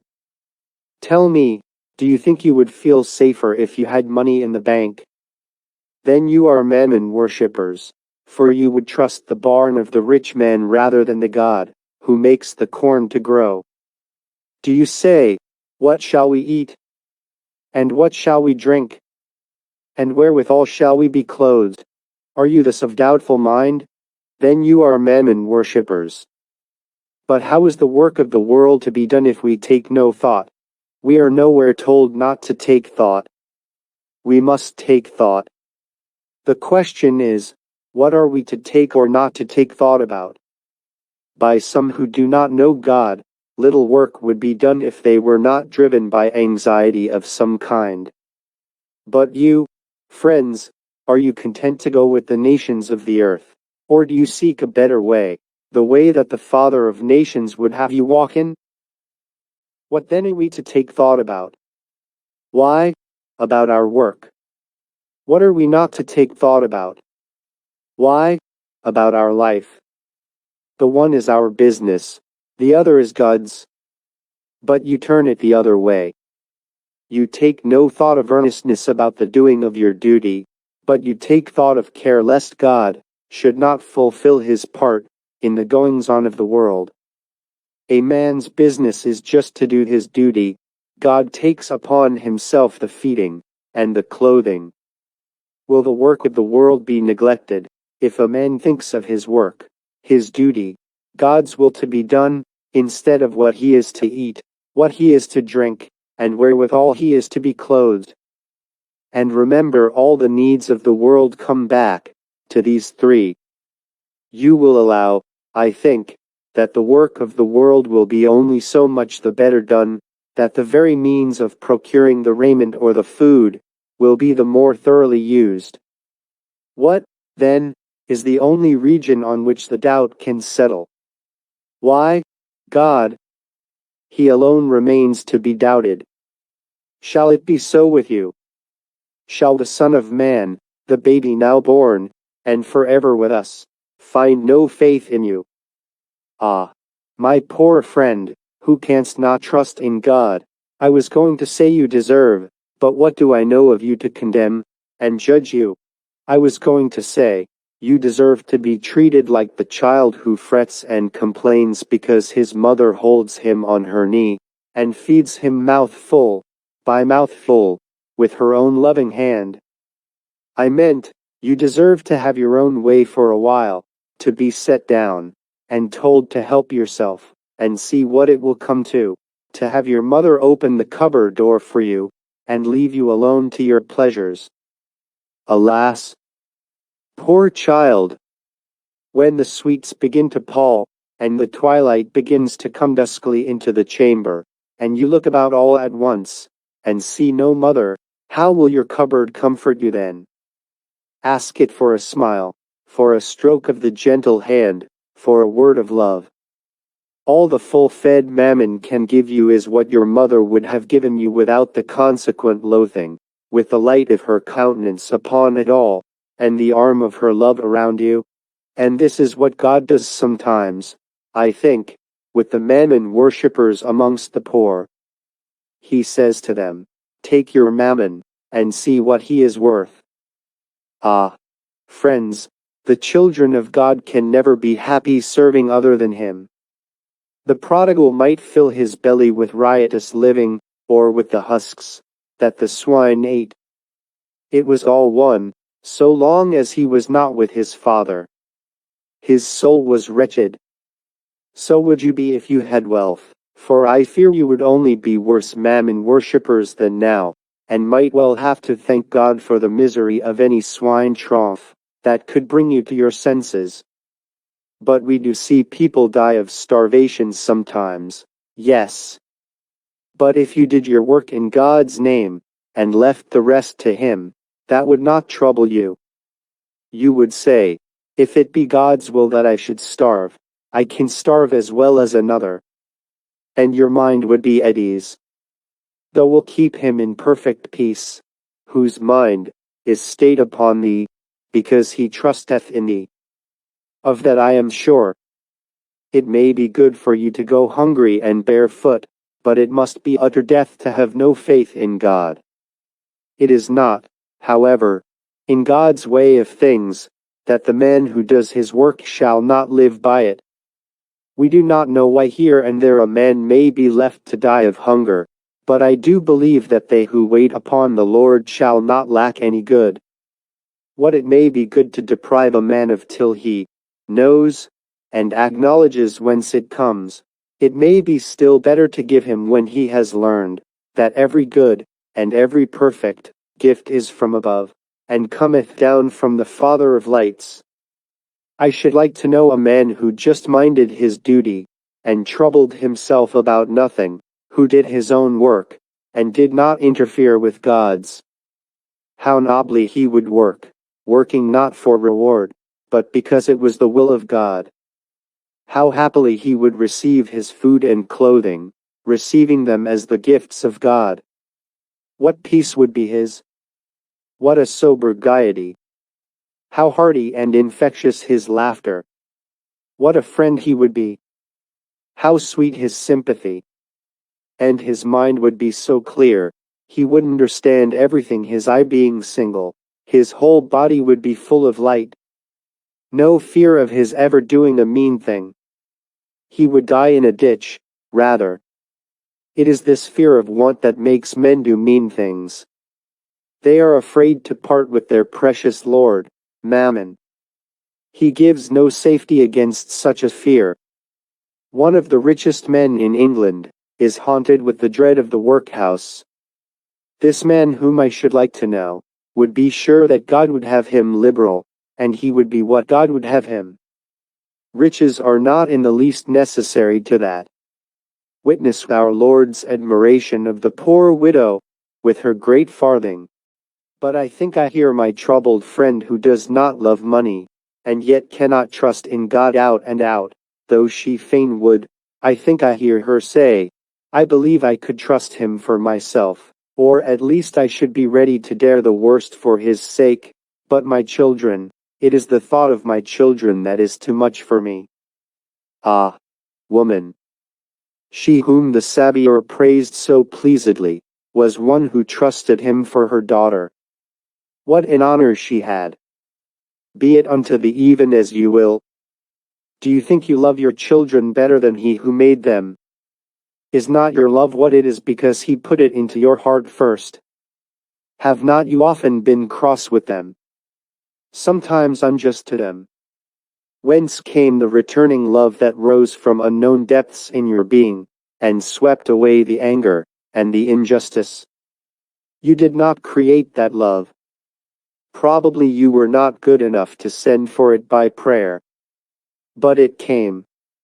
God sent it. He makes you love your children, be sorry when you have been cross with them, ashamed when you have been unjust to them, and yet you won't trust him to give them food and clothes. Depend upon it, if he ever refuses to give them food and clothes, and you knew all about it, the why and the wherefore, you would not dare to give them food, or clothes either. He loves them 1,000 times better than you do, be sure of that, and feels for their sufferings too, when he cannot give them just what he would like to give them, cannot for their good, I mean. But as your mistrust will go further, I can go further to meet it. You will say, yes. In your feeling, I mean, not in words. You will say, yes, food and clothing of a sort. Enough to keep life in and too much cold out. But I want my children to have plenty of good food, and nice clothes. Faithless mother! Consider the birds of the air. They have so much that at least they can sing. Consider the lilies, they were red lilies, those. Would you not trust him who delights in glorious colors, more at least than you, or he would never have created them, and made us to delight in them? I do not say that your children shall be clothed in scarlet and fine linen, but if not, it is not because God despises scarlet and fine linen, or does not love your children. He loves them, I say, too much to give them everything all at once. But he would make them such that they may have everything without being the worse, and with being the better for it. And if you cannot trust him yet, it begins to be a shame, I think. It has been well said that no man ever sank under the burden of the day. It is when tomorrow's burden is added to the burden of today that the weight is more than a man can bear. Never load yourselves so, my friends. If you find yourselves so loaded, at least remember this: it is your own doing, not God's. He begs you to leave the future to Him, and mind the present. What more or what else could He do to take the burden off you? Nothing else would do it. Money in the bank wouldn't do it. He cannot do tomorrow's business for you beforehand to save you from fear about it. That would derange everything. What else is there but to tell you to trust in Him, irrespective of the fact that nothing else but such trust can put our heart at peace, from the very nature of our relation to Him, as well as the fact that we need these things. We think that we come nearer to God than the lower animals do by our foresight. But there is another side to it. We are like to Him with whom there is no past or future, with whom a day is as 1,000 years, and 1,000 years as one day, when we live with large bright spiritual eyes, doing our work in the great present, leaving both past and future to Him to whom they are ever present, and fearing nothing, because He is in our future, as much as He is in our past, as much as, and far more than, we can feel Him to be in our present. Partakers thus of the divine nature, resting in that perfect all in whom our nature is eternal too, we walk without fear, full of hope, and courage, and strength to do His will, waiting for the endless good which He is always giving as fast as He can get us able to take it in. Would not this be to be more of God's than Satan promised to Eve? To live carelessly divine, duty-doing, fearless, loving, self-forgetting lives, is not that more than to know both good and evil, lives in which the good, like Aaron's rod, has swallowed up the evil, and turned it into good? For pain and hunger are evils, but if faith in God swallows them up, do they not so turn into good? I say they do. And I am glad to believe that I am not alone in my parish in this conviction. I have never been too hungry, but I have had trouble which I would gladly have exchanged for hunger, and cold, and weariness. Some of you have known hunger, and cold, and weariness. Do you not join with me to say, it is well, and better than well, whatever helps us to know the love of Him who is our God? But there has been just one man who has acted thus. And it is His Spirit in our hearts that makes us desire to know, or to be another such, who would do the will of God for God, and let God do God's will for him. For His will is all.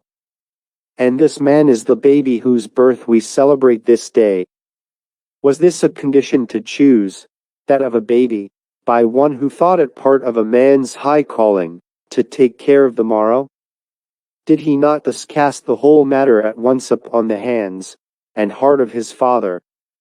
Sufficient unto the baby's day is the need thereof. He toils not, neither does he spin, and yet he is fed and clothed, and loved, and rejoiced in. Do you remind me that sometimes even his mother forgets him, a mother, most likely, to whose self-indulgence or weakness the child owes his birth as hers? Ah! But he is not therefore forgotten, however like things it may look to our half-seeing eyes, by his Father in heaven. One of the highest benefits we can reap from understanding the way of God with ourselves is, that we become able thus to trust Him for others with whom we do not understand His ways. But let us look at what will be more easily shown, how, namely, He did the will of His Father, and took no thought for the morrow, after He became a man. Remember how He forsook His trade, when the time came for Him to preach. Preaching was not a profession then. There were no monasteries, or vicarages, or stipends, then. Yet witness for the Father the garment woven throughout, the ministering of women, the purse in common. Hard-working men and rich ladies were ready to help him, and did help him with all that he needed. Did he then never want?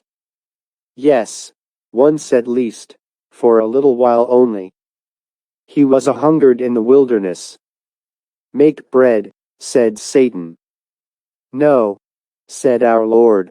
He could starve, but he could not eat bread that his Father did not give him, even though he could make it himself. He had come hither to be tried. But when the victory was secure, lo, the angels brought him food from his Father. Which was better? To feed himself, or be fed by his Father? Judge yourselves, anxious people. He sought the kingdom of God and his righteousness, and the bread was added unto him. And this gives me occasion to remark, that the same truth holds with regard to any portion of the future, as well as the morrow. It is a principle, not a command, or an encouragement, or a promise merely. In respect of it there is no difference between next day, and next year, next hour and next century. You will see at once the absurdity of taking no thought for the morrow, and taking thought for next year. But do you see likewise that it is equally reasonable to trust God for the next moment, and equally unreasonable not to trust him? The Lord was hungry and needed food now, though he could still go without for a while. He left it to his Father. And so he told his disciples to do when they were called to answer before judges and rulers. Take no thought. It shall be given you what ye shall say. You have a disagreeable duty to do at 12 o'clock. Do not blacken 9 and 10 and 11, and all between, with the color of 12. Do the work of each, and reap your reward in peace. So when the dreaded moment in the future becomes the present, you shall meet it walking in the light, and that light will overcome its darkness. How often do men who have made up their minds what to say, and do under certain expected circumstances, forget the words and reverse the actions? The best preparation is the present well seen to, the last duty done. For this will keep the eye so clear and the body so full of light that the right action will be perceived at once. The right words will rush from the heart to the lips, and the man, full of the Spirit of God because he cares for nothing but the will of God, will trample on the evil thing in love, and be sent, it may be, in a chariot of fire to the presence of his Father, or stand unmoved amid the cruel mockings of the men he loves. Do you feel inclined to say in your hearts, it was easy for him to take no thought, for he had the matter in his own hands? But observe, there is nothing very noble in a man's taking no thought except it be from faith. If there were no God to take thought for us, we should have no right to blame anyone for taking thought. You may fancy the Lord had his own power to fall back upon. But that would have been to him just the one dreadful thing. That his Father should forget him. No power in himself could make up for that. He feared nothing for himself, and never once employed his divine power to save him from his human fate. Let God do that for him if he saw fit. He did not come into the world to take care of himself. That would not be in any ways divine. To fall back on himself, God failing him, how could that make it easy for him to avoid care? The very idea would be torture. That would be to declare heaven void, and the world without a God. He would not even pray to his Father for what he knew he should have if he did ask it. He would just wait his will. But see how the fact of his own power adds tenfold significance to the fact that he trusted in God. We see that this power would not serve his need not being to be fed and clothed, but to be one with the Father, to be fed by his hand, clothed by his care. This was what the Lord wanted, and we need, alas, too often without wanting it. He never once I repeat, used his power for himself. That was not his business. He did not care about it. His life was of no value to him, but as his Father cared for it, God would mind all that was necessary for him, and he would mind the work his Father had given him to do. And, my friends, this is just the one secret of a blessed life, the one thing every man comes into this world to learn. With what authority it comes to us from the lips of him who knew all about it, and ever did as he said. Now you see that he took no thought for the morrow. And, in the name of the Holy Child Jesus, I call upon you, this Christmas Day, to cast care to the winds, and trust in God, to receive the message of peace and goodwill to men, to yield yourselves to the Spirit of God, that you may be taught what He wants you to know. To remember that the one gift promised without reserve to those who ask it, the one gift worth having, the gift which makes all other gifts 1,000-fold in value, is the gift of the Holy Spirit, the Spirit of the child Jesus, who will take of the things of Jesus, and show them to you, make you understand them, that is, so that you shall see them to be true, and love Him with all your heart and soul, and your neighbor as yourselves. And here, having finished my sermon, I will give my reader some lines with which he may not be acquainted, from a writer of the Elizabethan time. I had meant to introduce them into my sermon, but I was so carried away with my subject, that I forgot them. For I always preached extempore, which phrase I beg my reader will not misinterpret as meaning on the spur of the moment, of without the due preparation of much thought. I had more than ordinary attention during my discourse, at one point in which I saw the down-bent head of Catherine WEIR sink, yet, lower, upon her hands. After a moment, however, she sat more erect than before, though she never lifted her eyes to meet mine. I need not assure my reader that she was not present to my mind, when I spoke the words, that so far had moved her. Indeed, had I thought of her, I could not have spoken them. As I came out of the church, my people crowded about me with outstretched hands and good wishes. One woman, the aged wife of a more aged laborer, who could not get near me, called from the outskirts of the little crowd, "May the Lord come and see ye every day, sir? And may ye never know the hunger and cold as me and Tompkins has come through. Amen to the first of your blessing, Mrs. Tompkins, and hearty thanks to you. But I daren't say amen to the other part of it, after what I've been preaching, you know. But there'll be no harm if I say it for you, sir. No, for God will give me what is good, even if your kind heart should pray against it. Ah, sir, you don't know what it is to be hungry and cold. Neither shall you any more, if I can help it. God bless ye, sir. But we're pretty tidy just in the meantime. I walked home, as usual on Sunday mornings, by the road. It was a lovely day. The sun shone so warm that you could not help thinking of what he would be able to do before long, draw primroses and buttercups out of the earth by force of sweet persuasive influences.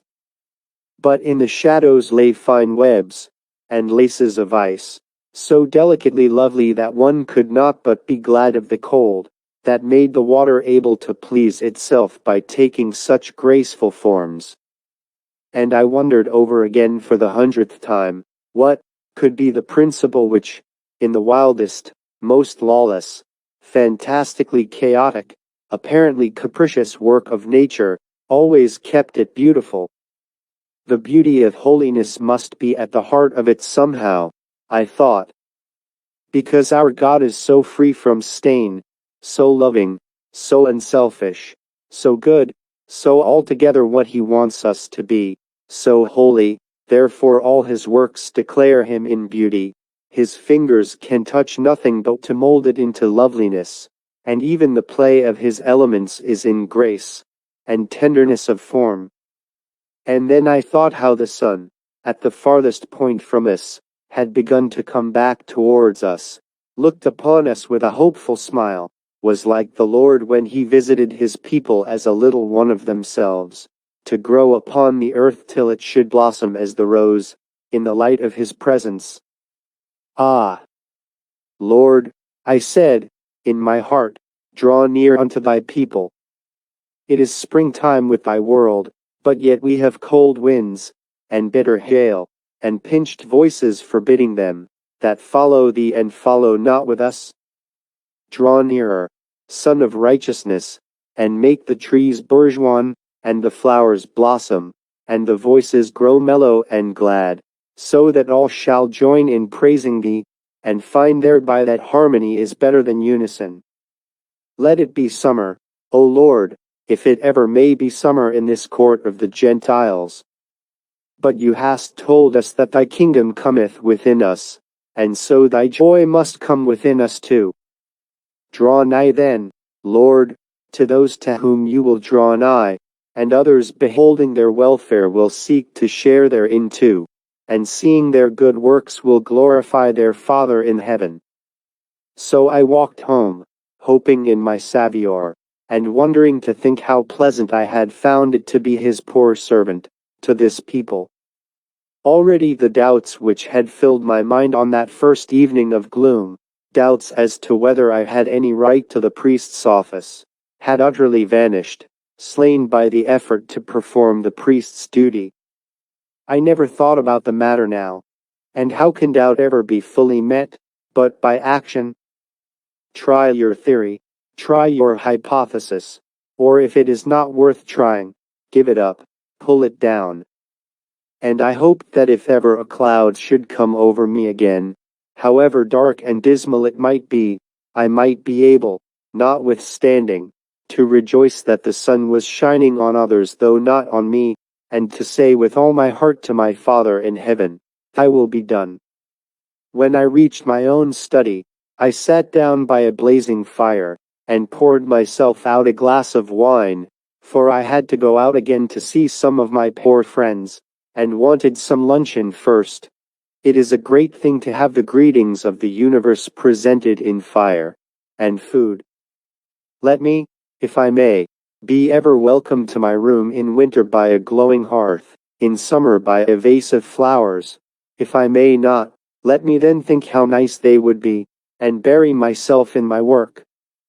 I do not think that the road to contentment lies in despising what we have not got. Let us acknowledge all good, all delight that the world holds, and be content without it. But this we can never be except by possessing the one thing, without which I do not merely say no man ought to be content, but no man can be content, the Spirit of the Father. If any young people read my little chronicle, will they not be inclined to say, the vicar has already given us in this chapter hardly anything but a long sermon, and it is too bad of him to go on preaching in his study, after we saw him safe out of the pulpit.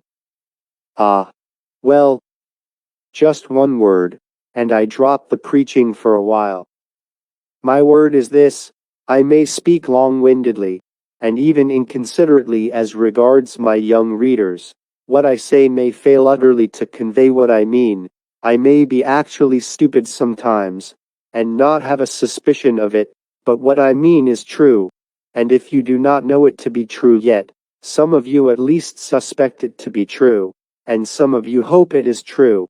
And when you all see it as I mean it, and as you can take it, you will rejoice with a gladness you know nothing about now. There, I have done for a little while. I won't pledge myself for more, I assure you. For to speak about such things is the greatest delight of my age, as it was of my early manhood, next to that of loving God, and my neighbor. For as these are the two commandments of life, so they are in themselves the pleasures of life. But there I am at it again. I beg your pardon now, for I have already inadvertently broken my promise. I had allowed myself a half hour before the fire with my glass of wine and piece of bread, and I soon fell into a dreamy state called reverie, which I'd fear not a few mistake for thinking, because it is the nearest approach they ever make to it. And in this reverie I kept staring about my bookshelves. I am an old man now, and you do not know my name, and if you should ever find it out, I shall very soon hide it under some daisies, I hope, and so escape, and therefore, I am going to be egotistic in the most unpardonable manner.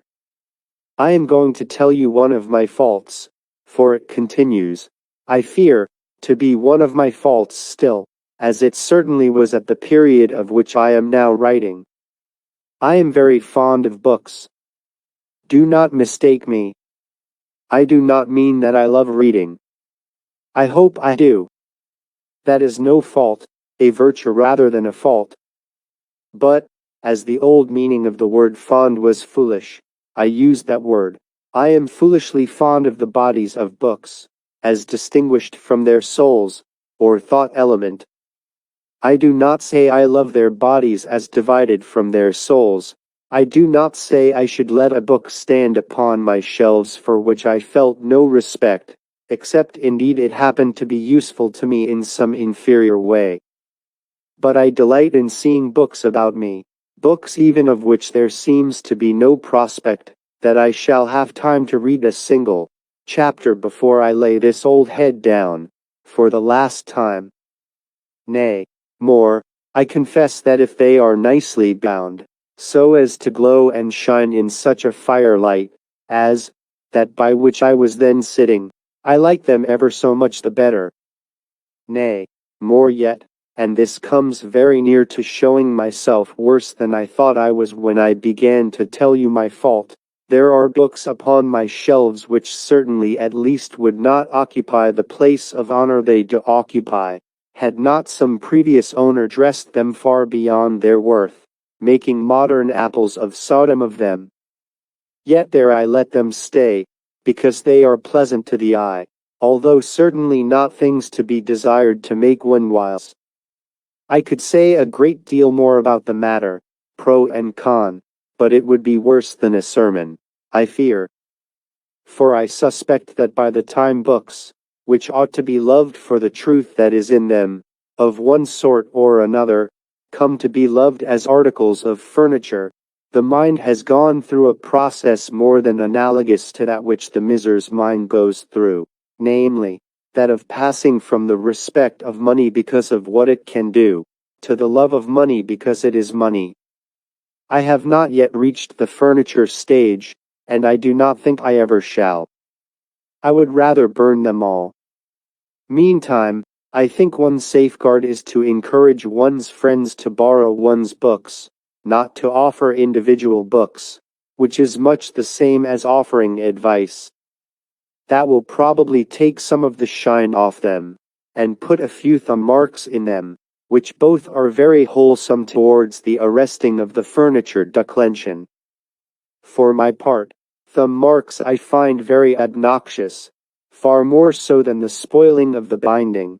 I know that some of my readers, who have had sad experience of this sort, will be saying in themselves, he might have mentioned a surer antidote resulting from this measure, than either rubbed Russia, or dirty glove marks even, that of utter disappearance, and irreparable loss. But no, that has seldom happened to me, because I trust my pocketbook, and never my memory, with the names of those to whom the individual books are committed. There, then, is a little bit of practical advice in both directions, for young book lovers. Again I am reminded that I am getting old. What digressions!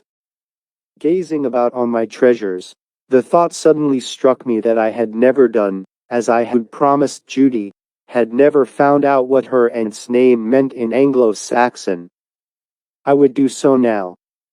I got down my dictionary, and soon discovered that Ethelwyn meant home joy, or inheritance. A lovely meaning, I said to myself. And then I went off into another reverie, with the composition of which I shall not trouble my reader, and with the mention of which I had, perhaps, no right to occupy the fragment of his time spent in reading it, seeing I did not intend to tell him how it was made up. I will tell him something else instead. Several families had asked me to take my Christmas dinner with them, but, not liking to be this limited, I had answered each that I would not, if they would excuse me, but would look in some time, or other in the course of the evening. When my half-hour was out, I got up and filled my pockets with little presents for my poor people, and set out to find them in their own homes. I was variously received, but unvaryingly with kindness, and my little presents were accepted, at least in most instances, with a gratitude which made me ashamed of them, and of myself too, for a few moments. Mrs. Tompkins looked as if she had never seen so much tea together before, though there was only a couple of pounds of it, and her husband received a pair of warm trousers none the less cordially that they were not quite new, the fact being that I found I did not myself need such warm clothing this winter as I had needed the last. I did not dare to offer Catherine Weir anything, but I gave her little boy a box of watercolors, in remembrance of the first time I saw him, though I said nothing about that. His mother did not thank me. She told little Gerard to do so, however, and that was something. And, indeed, the boy's sweetness would have been enough for both. Gerard, an unusual name in England, specially not to be looked for in the class to which she belonged. When I reached old Rogers's cottage, whither I carried a few yards of ribbon, bought by myself, I assure my lady friends, with the special object that the color should be bright enough for her taste, and pure enough of its kind for mine, as an offering to the good dame, and a small hymn book, in which were some hymns of my own making, for the good man. But do forgive me, friends, for actually describing my paltry presents. I can dare to assure you it comes from a talking old man's love of detail, and from no admiration of such small givings as those. You see, I trust you, and I want to stand well with you. I never could be indifferent to what people thought of me, though I have had to fight hard to act as freely as if I were indifferent, especially when upon occasion I found myself approved of. It is more difficult to walk straight then, than when men are all against you. As I have already broken a sentence, which will not be past setting for a while yet, I may as well go on to say here, lest any one should remark that a clergyman ought not to show off his virtues, nor yet teach his people bad habits by making them look out for presents, that my income not only seemed to me disproportioned to the amount of labor necessary in the parish, but certainly was larger than I required to spend upon myself.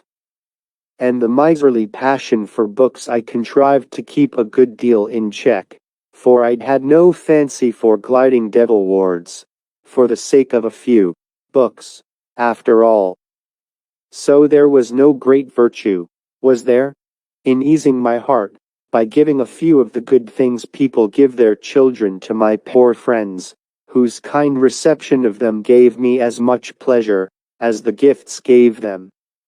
They valued the kindness in the gift, and to look out for kindness will not make people greedy. When I reached the cottage, I found not merely Jane there with her father and mother, which was natural on Christmas Day, seeing there seemed to be no company at the hall, but my little Judy as well, sitting in the old woman's armchair, not that she used it much, but it was called hers, and looking as much at home as she did in the pond. "Why, Judy," I exclaimed, "you here?" "Yes." "Why not, Mr. Walton?" she returned, holding out her hand without rising, for the chair was such a large one, and she was set so far back in it, that the easier way was not to rise, which, seeing she was not greatly overburdened with reverence, was not, I presume, a cause of much annoyance to the little damsel. I know no reason why I shouldn't see a Sandwich Islander here. Yet I might express surprise if I did find one, might I not? Judy pretended to pout, and muttered something about comparing her to a cannibal. But Jane took up the explanation. Mistress had to go off to London with her mother today, sir, quite unexpected, on some banking business, I fancy, from what I beg your pardon, sir? They're gone anyhow, whatever the reason may be, and so I came to see my father and mother, and Miss Judy would come with me. She's very welcome, said Mrs. Rogers. How could I stay up there with nobody but Jacob, and that old wolf Sarah? I wouldn't be left alone with her for the world. She'd have me in the bishop's school before you came back, Janny dear. That wouldn't matter much to you, would it, Judy? I said. She's a white wolf, that old Sarah, I know, was all her answer. But what will the old lady say when she finds you brought the young lady here? Asked Mrs. Rogers. I didn't bring her, mother. She would come.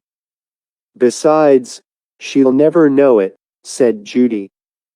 I did not see that it was my part to read Judy a lecture here, though perhaps I might have done so if I had had more influence over her than I had. I wanted to gain some influence over her, and knew that the way to render my desire impossible of fulfillment would be to find fault with what in her was a very small affair, whatever it might be in one who had been properly brought up. Besides, a clergyman is not a moral policeman. So I took no notice of the impropriety. Had they actually to go away on the morning of Christmas Day? I said. They went anyhow, whether they had to do it or not, sir, answered Jane. Aunt Ethelwyn didn't want to go till tomorrow, said Judy. She said something about coming to church this morning. But Granny said they must go at once. It was very cross of old Granny. Think what a Christmas Day to me without Auntie, and with Sarah. But I don't mean to go home till it's quite dark. I mean to stop here with dear old Rogers, that I do. The latch was gently lifted, and in came young Brownrigg. So I thought it was time to leave my best Christmas wishes, and take myself away. Old Rogers came with me to the mill stream as usual. It amazes me, sir, he said, a gentleman of your age and bringing up to know all that you told us this morning. It would be no wonder now for a man like me, come to be the shock of corn fully ripe, leastways yellow and white enough outside if there bean't much more than milk inside it yet. It would be no mystery for a man like me who'd been brought up hard, and tossed about well nigh all the world over. Why, there's scarce a wave on the Atlantic but knows old Rogers. He made the parenthesis with a laugh, and began anew. It would be a shame of a man like me not to know all as you said this morning, sir, leastways I don't mean able to say it right off as you do, sir, but not to know it, after the Almighty had been at such pains to beat it into my hard head just to trust in him and fear nothing, and nobody, captain, bosun, devil, sunk rock, or breakers ahead, but just to mind him and stand by halyard, brace, or wheel, or hang on by the leeward earing, for that matter. For, you see, what does it signify whether I go to the bottom or not, so long as I didn't skulk? Or rather, and here the old man took off his hat and looked up, so long as the great captain has his way, and things is done to his mind? But however a man like you, going to the college, and reading books, and warm on nights, and never, by your own confession this blessed morning, sir, knowing what it was to be downright hungry, however you come to know all those things, is just past my comprehension, except by a double portion o' the Spirit, sir? And that's the way account for it, sir? Although I knew enough about a ship to understand the old man, I am not sure that I have properly represented his sea phrase. But that is of small consequence, so long as I give his meaning. And a meaning can occasionally be even better conveyed by less accurate words. I will try to tell you how I come to know about these things as I do, I returned. How my knowledge may stand the test of further, and severer trials, remains to be seen. But if I should fail any time, old friend, and neither trust in God nor do my duty, what I have said to you remains true all the same. That it do, sir, whoever may come short. And more than that, failure does not necessarily prove any one to be a hypocrite of no faith. He may be still a man of little faith. Surely, sir. I remember once that my faith broke down, just for one moment, sir. And then the Lord gave me my way lest I should blaspheme him in my wicked heart. How was that, Rogers? A scream came from the quarter-deck, and then the cry, "Child overboard!" There was but one child, the captain's, aboard. I was sitting just aft the foremast, herring-boning a split in a spare jib. I sprang to the bulwark, and there, sure enough, was the child, going fast astern, but pretty high in the water. How it happened I can't think to this day, sir, but I suppose my needle, in a hurry, had got into my jacket, so as to skewer it to my jersey, for we were far south of the line at the time, sir, and it was cold. However that may be, as soon as I was overboard, which you may be sure didn't want the time I take telling of it, I found that I ought to hold my jacket off afore I gave the bulwark the last kick. So I rose on the water, and began to pull it over my head, for it was wide, and that was the easiest way, I thought, in the water. But when I had got it right over my head, there it stuck.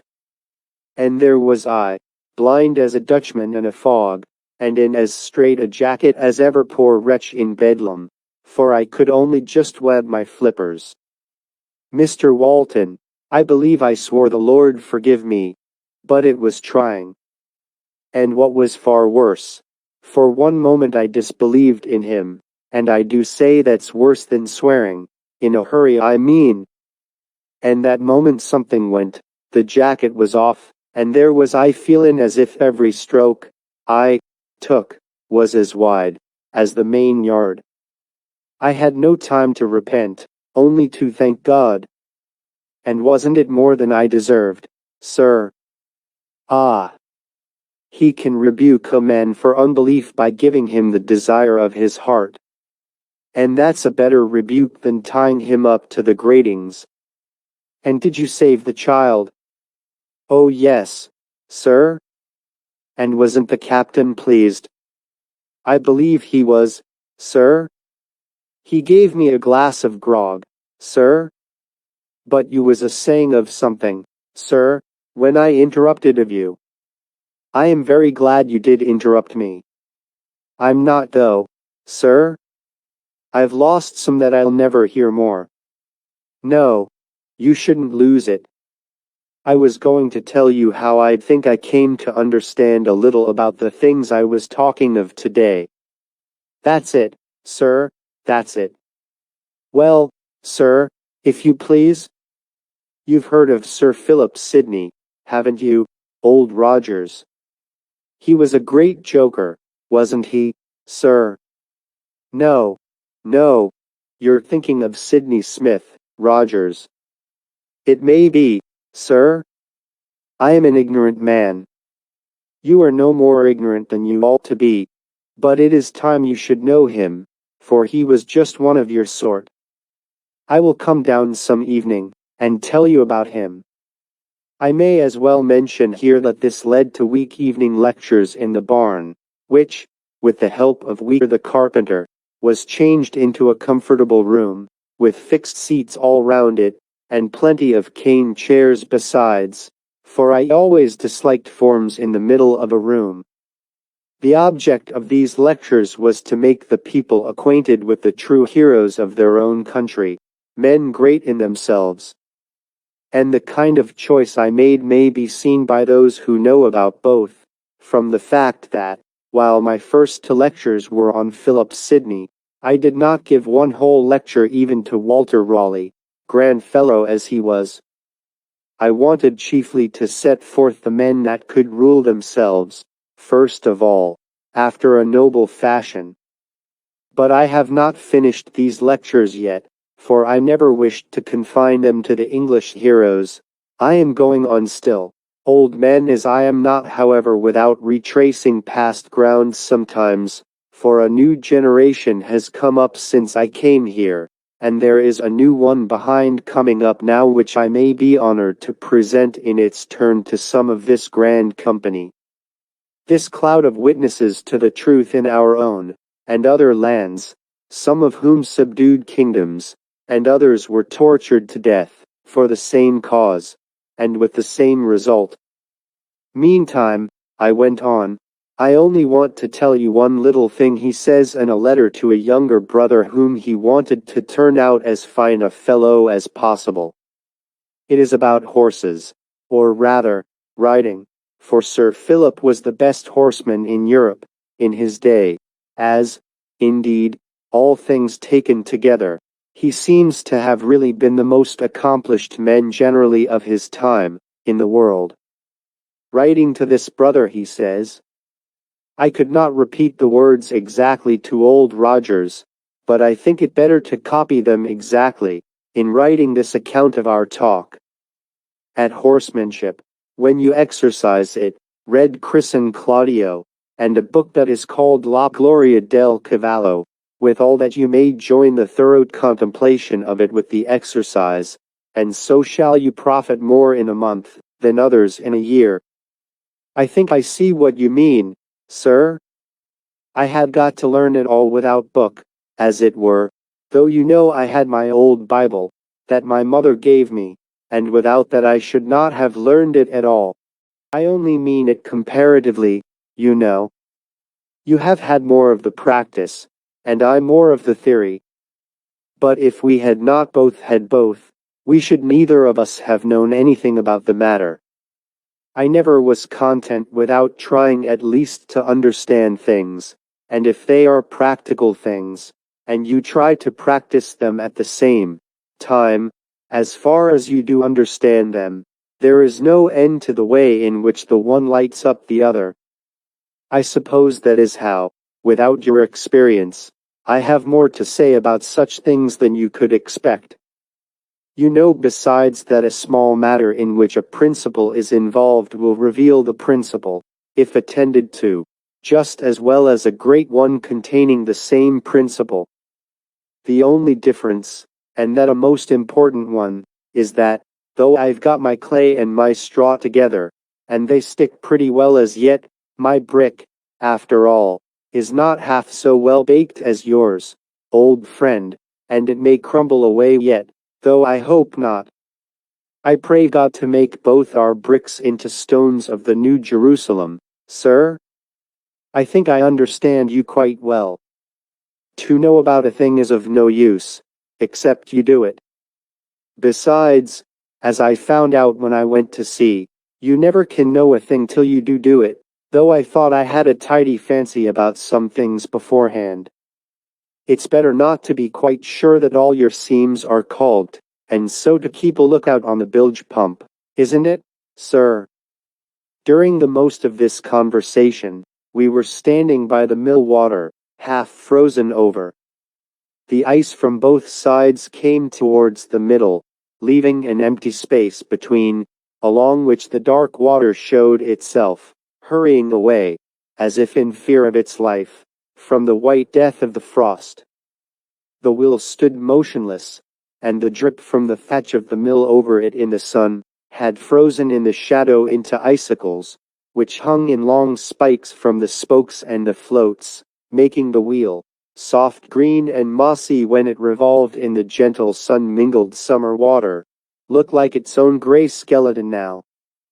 The sun was getting low, and I should want all my time to see my other friends before dinner, for I would not willingly offend Mrs. Pearson on Christmas Day by being late, especially as I guessed she was using extraordinary skill to prepare me a more than comfortable meal.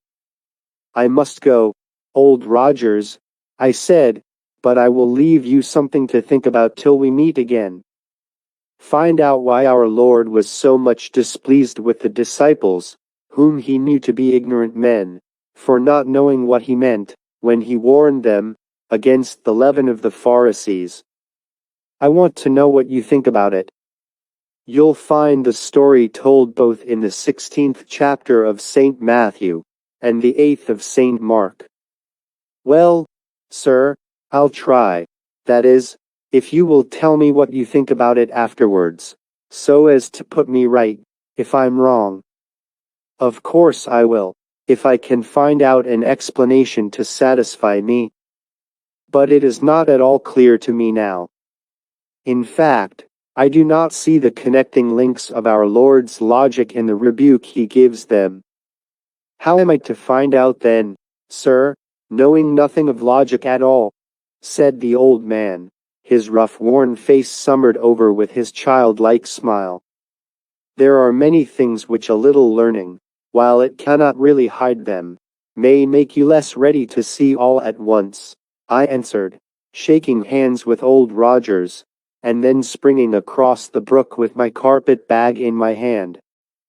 By the time I had got through the rest of my calls, the fogs were rising from the streams, and the meadows to close in upon my first Christmas day in my own parish. How much happier I was than when I came such a few months before. The only pang I felt that day was as I passed the monsters on the gate leading to Old Castle Hall. Should I be honored to help only the poor of the flock? Was I to do nothing for the rich, for whom it is, and has been, and doubtless will be so hard to enter into the kingdom of heaven? And it seemed to me at the moment, that the world must be made for the poor. They had so much more done for them to enable them to inherit it, than the rich had. To these people at the hall, I did not seem acceptable. I might in time do something with Judy, but the old lady was still so dreadfully repulsive to me, that it troubled my conscience, to feel how I disliked her. Mr. Stoddart seemed nothing more than a dilettante in religion, as well as in the arts and sciences, music always excepted, while for Miss Oldcastle, I simply did not understand her yet. And she was so beautiful. I thought her more beautiful every time I saw her, but I never appeared to make the least progress towards any real acquaintance with her thoughts and feelings. It seemed to me, I say, for a moment, coming from the houses of the warm-hearted poor, as if the rich had not quite fair play, as it were, as if they were sent into the world chiefly for the sake of the cultivation of the virtues of the poor, and without much chance for the cultivation of their own. I knew better than this, you know, my reader, but the thought came, as thoughts will come sometimes. It vanished the moment I sought to lay hands upon it, as if it knew quite well it had no business there. But certainly I did believe that it was more like the truth to say the world was made for the poor than to say that it was made for the rich. And therefore I longed the more to do something for these whom I considered the rich of my flock, for it was dreadful to think of their being poor inside, instead of outside. Perhaps my reader will say, and say with justice, that I ought to have been as anxious about poor Farmer Brownrigg as about the beautiful lady.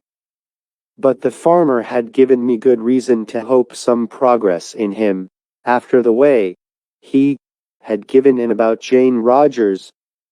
Positively I had caught his eye during the sermon, that very day. And, besides, but I will not be a hypocrite, and seeing I did not certainly take the same interest in Mr. Brownrigg, I will at least be honest, and confess it. As far as regards the discharge of my duties, I trust I should have behaved impartially had the necessity for any choice arisen. But my feelings were not quite under my own control. And we are nowhere told to love everybody alike, only to love everyone who comes within our reach, as ourselves. I wonder whether my old friend Dr. Duncan was right. He had served on shore in Egypt under General Abercrombie, and had of course, after the fighting was over on each of the several occasions, the French being always repulsed, exercised his office amongst the wounded left on the field of battle. I do not know, he said, whether I did right or not, but I always took the man I came to first, French or English. I only know that my heart did not wait for the opinion of my head on the matter. I loved the old man the more that he did as he did. But as a question of casuistry, I am doubtful about its answer. This digression is, I fear, unpardonable.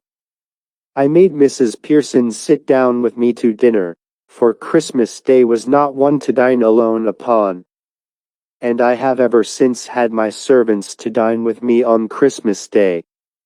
Then I went out again, and made another round of visits, coming in for a glass of wine at one table, an orange at another, and a hot chestnut at a third.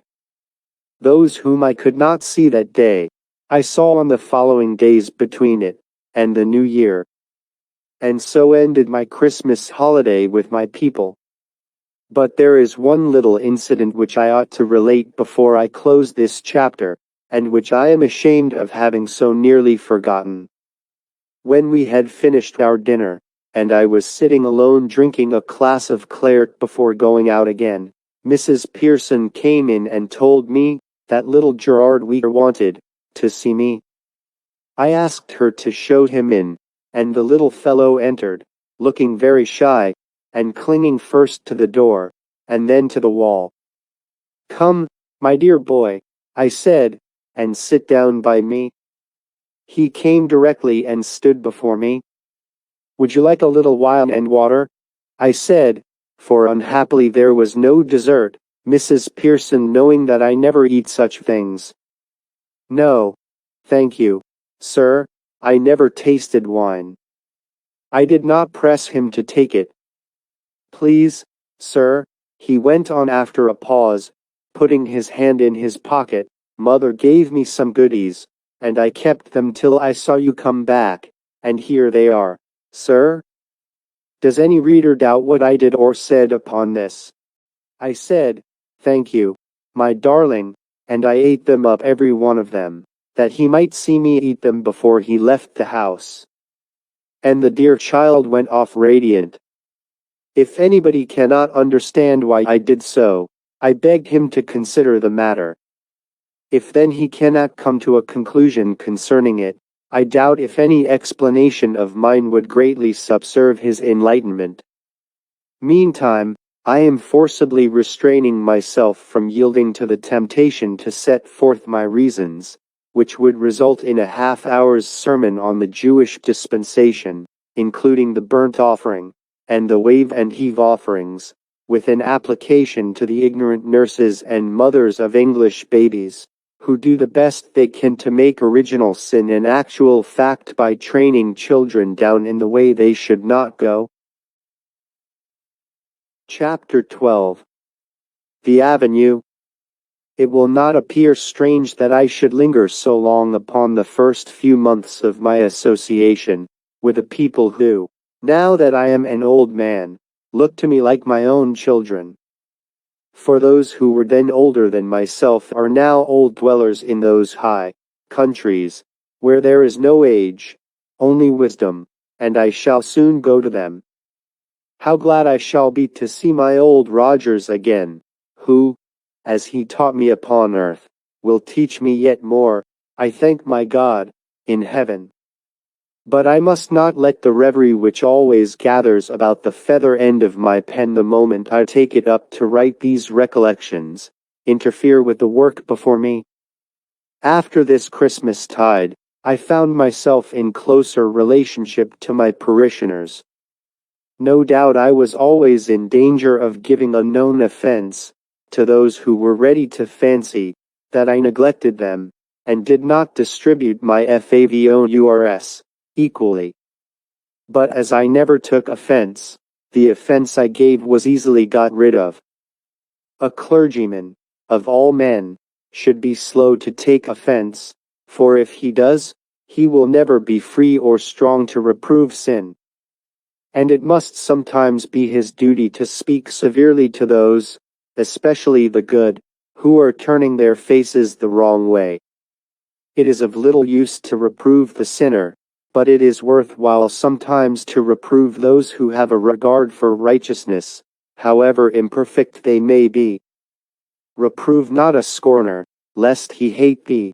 Rebuke a wise man, and he will love thee. But I took great care about interfering, though I would interfere upon request, not always, however, upon the side whence the request came, and more seldom still upon either side. The clergyman must never be a partisan. When our Lord was requested to act as umpire between two brothers, he refused. But he spoke and said, "Take heed, and beware of covetousness." Now, though the best of men is unworthy to loose the latchet of his shoe, yet the servant must be as his master. All me. While I write it, I remember that the sinful woman might yet do as she would with his sacred feet. I bethink me, desert may not touch his shoe tie, love may kiss his feet. I visited, of course, at the hall, as at the farmhouses in the country, and the cottages in the village. I did not come to like Mrs. Oldcastle better. And there was one woman in the house whom I disliked still more, that Sarah whom Judy had called in my hearing a white wolf. Her face was yet whiter than that of her mistress, only it was not smooth like hers, for its whiteness came apparently from the smallpox, which had so thickened the skin that no blood, if she had any, could shine through. I seldom saw her, only, indeed, caught a glimpse of her now and then, as I passed through the house. Nor did I make much progress with Mr. Stoddart. He had always something friendly to say, and often some theosophical theory to bring forward, which, I must add, never seemed to me to mean, or, at least, to reveal, anything. He was a great reader of mystical books, and yet the man's nature seemed cold. It was sunshiny, but not sunny. His intellect was rather a lambent flame than a genial warmth. He could make things, but he could not grow anything.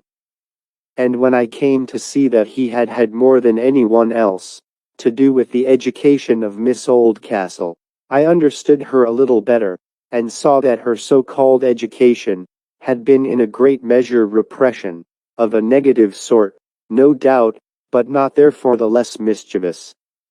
For to teach speculation instead of devotion, mysticism instead of love, word instead of deed, is surely ruinously repressive to the nature that is meant for sunbright activity, both of heart and hand.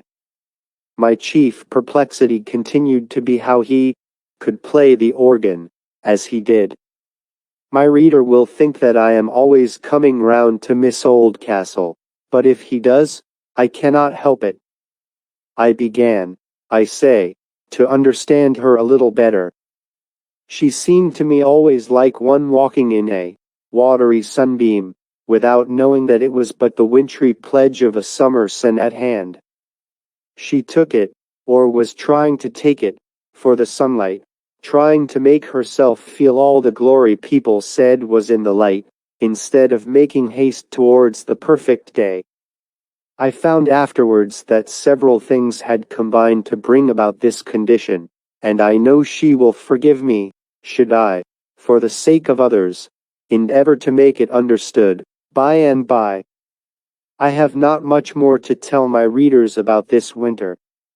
As but of a whole changeful season only one day, or, it may be, but one moment in which the time seemed to burst into its own blossom, will cling to the memory, so of the various interviews with my friends, and the whole flow of the current of my life, during that winter, nothing more of nature or human nature occurs to me worth recording.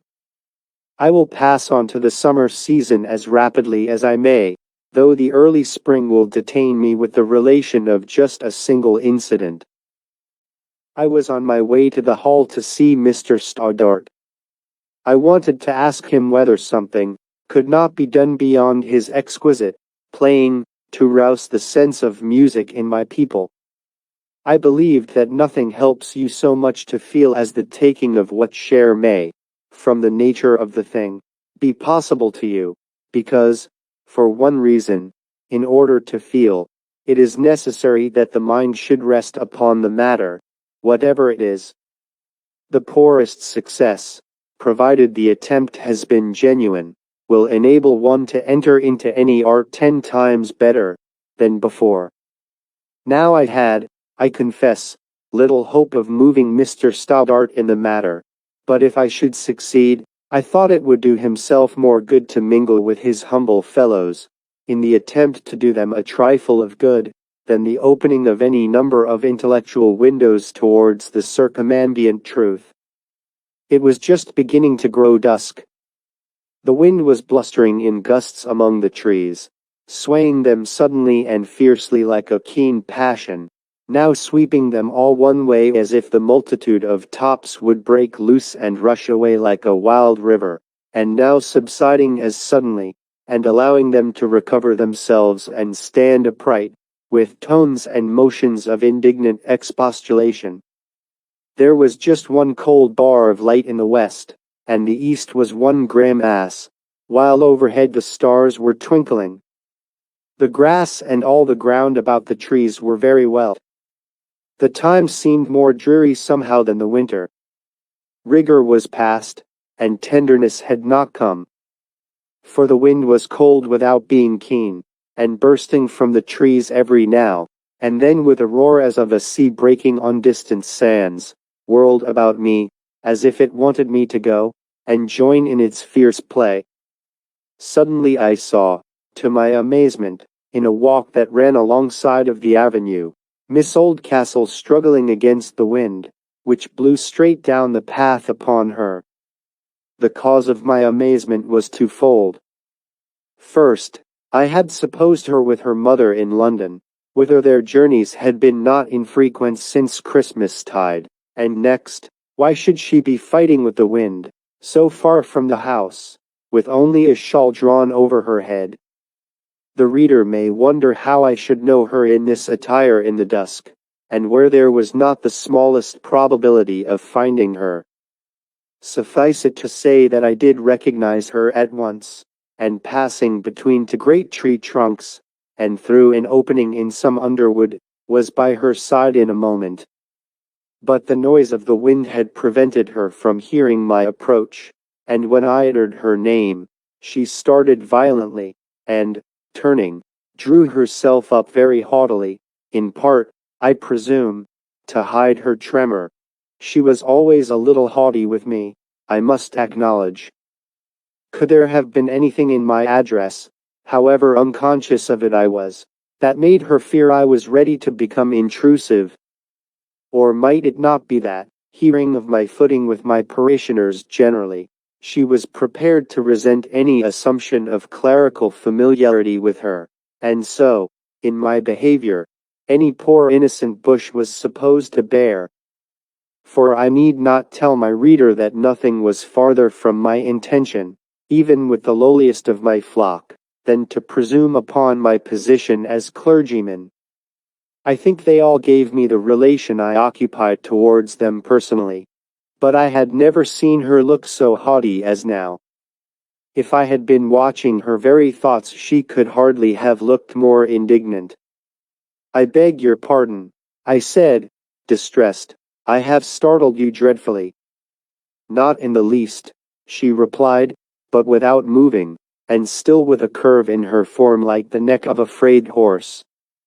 I thought it better to leave apology, which was evidently disagreeable to her, and speak of indifferent things.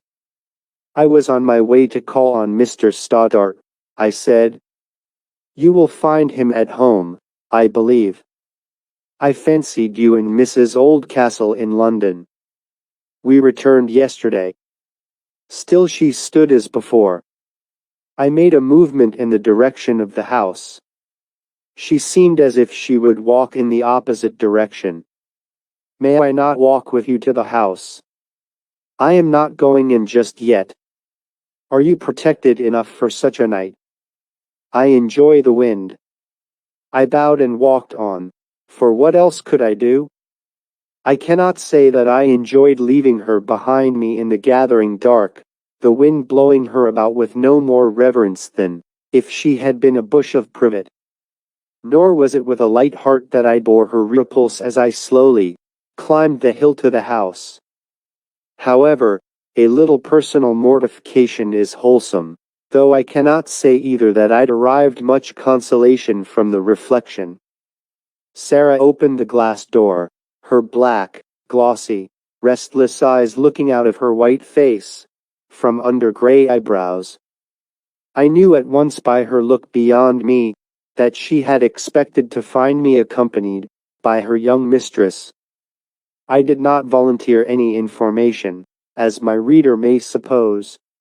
I found, as I had feared, that, although Mr. Stoddart seemed to listen with some interest to what I said, I could not bring him to the point of making any practical suggestion, or of responding to one made by me, and I left him with the conviction that he would do nothing to help me. Yet during the whole of our interview he had not opposed a single word I said. He was like clay too much softened with water to keep the form into which it has been modeled. He would take some kind of form easily, and lose it yet more easily. I did not show all my dissatisfaction, however, for that would only have estranged us, and it is not required, nay, it may be wrong, to show all you feel or think. What is required of us is, not to show what we do not feel or think, for that is to be false. I left the house in a gloomy mood. I know I ought to have looked up to God and said, These things do not reach to thee, my Father. Thou art ever the same, and I rise above my small, as well as my great troubles, by remembering thy peace, and thy unchangeable Godhood to me, and all thy creatures. But I did not come to myself all at once. The thought of God had not come, though it was pretty sure to come before I got home.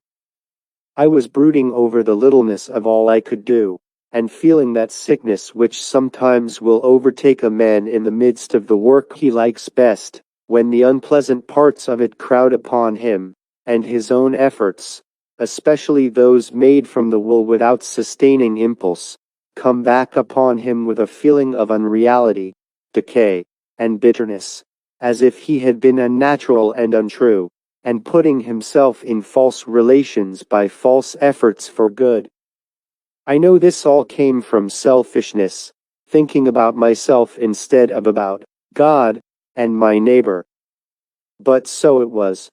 And so I was walking down the avenue, where it was now very dark, with my head bent to the ground, when I in my turn started at the sound of a woman's voice, and looking up, saw by the starlight the dim form of Miss Oldcastle standing before me. She spoke first. Mr. Walton, I was very rude to you. I beg your pardon. Indeed, I did not think so. I only thought what a blundering awkward fellow I was to startle you as I did. You have to forgive me. I fancy, and here I know she smiled, though how I know I do not know. I fancy I have made that even, she said, pleasantly, for you must confess I startled you now. You did, but it was in a very different way. I annoyed you with my rudeness. You only scattered a swarm of bats that kept flapping their skinny wings in my face. What do you mean? There are no bats at this time of the year. Not outside. In winter and rough weather they creep inside, you know. Ah, I ought to understand you.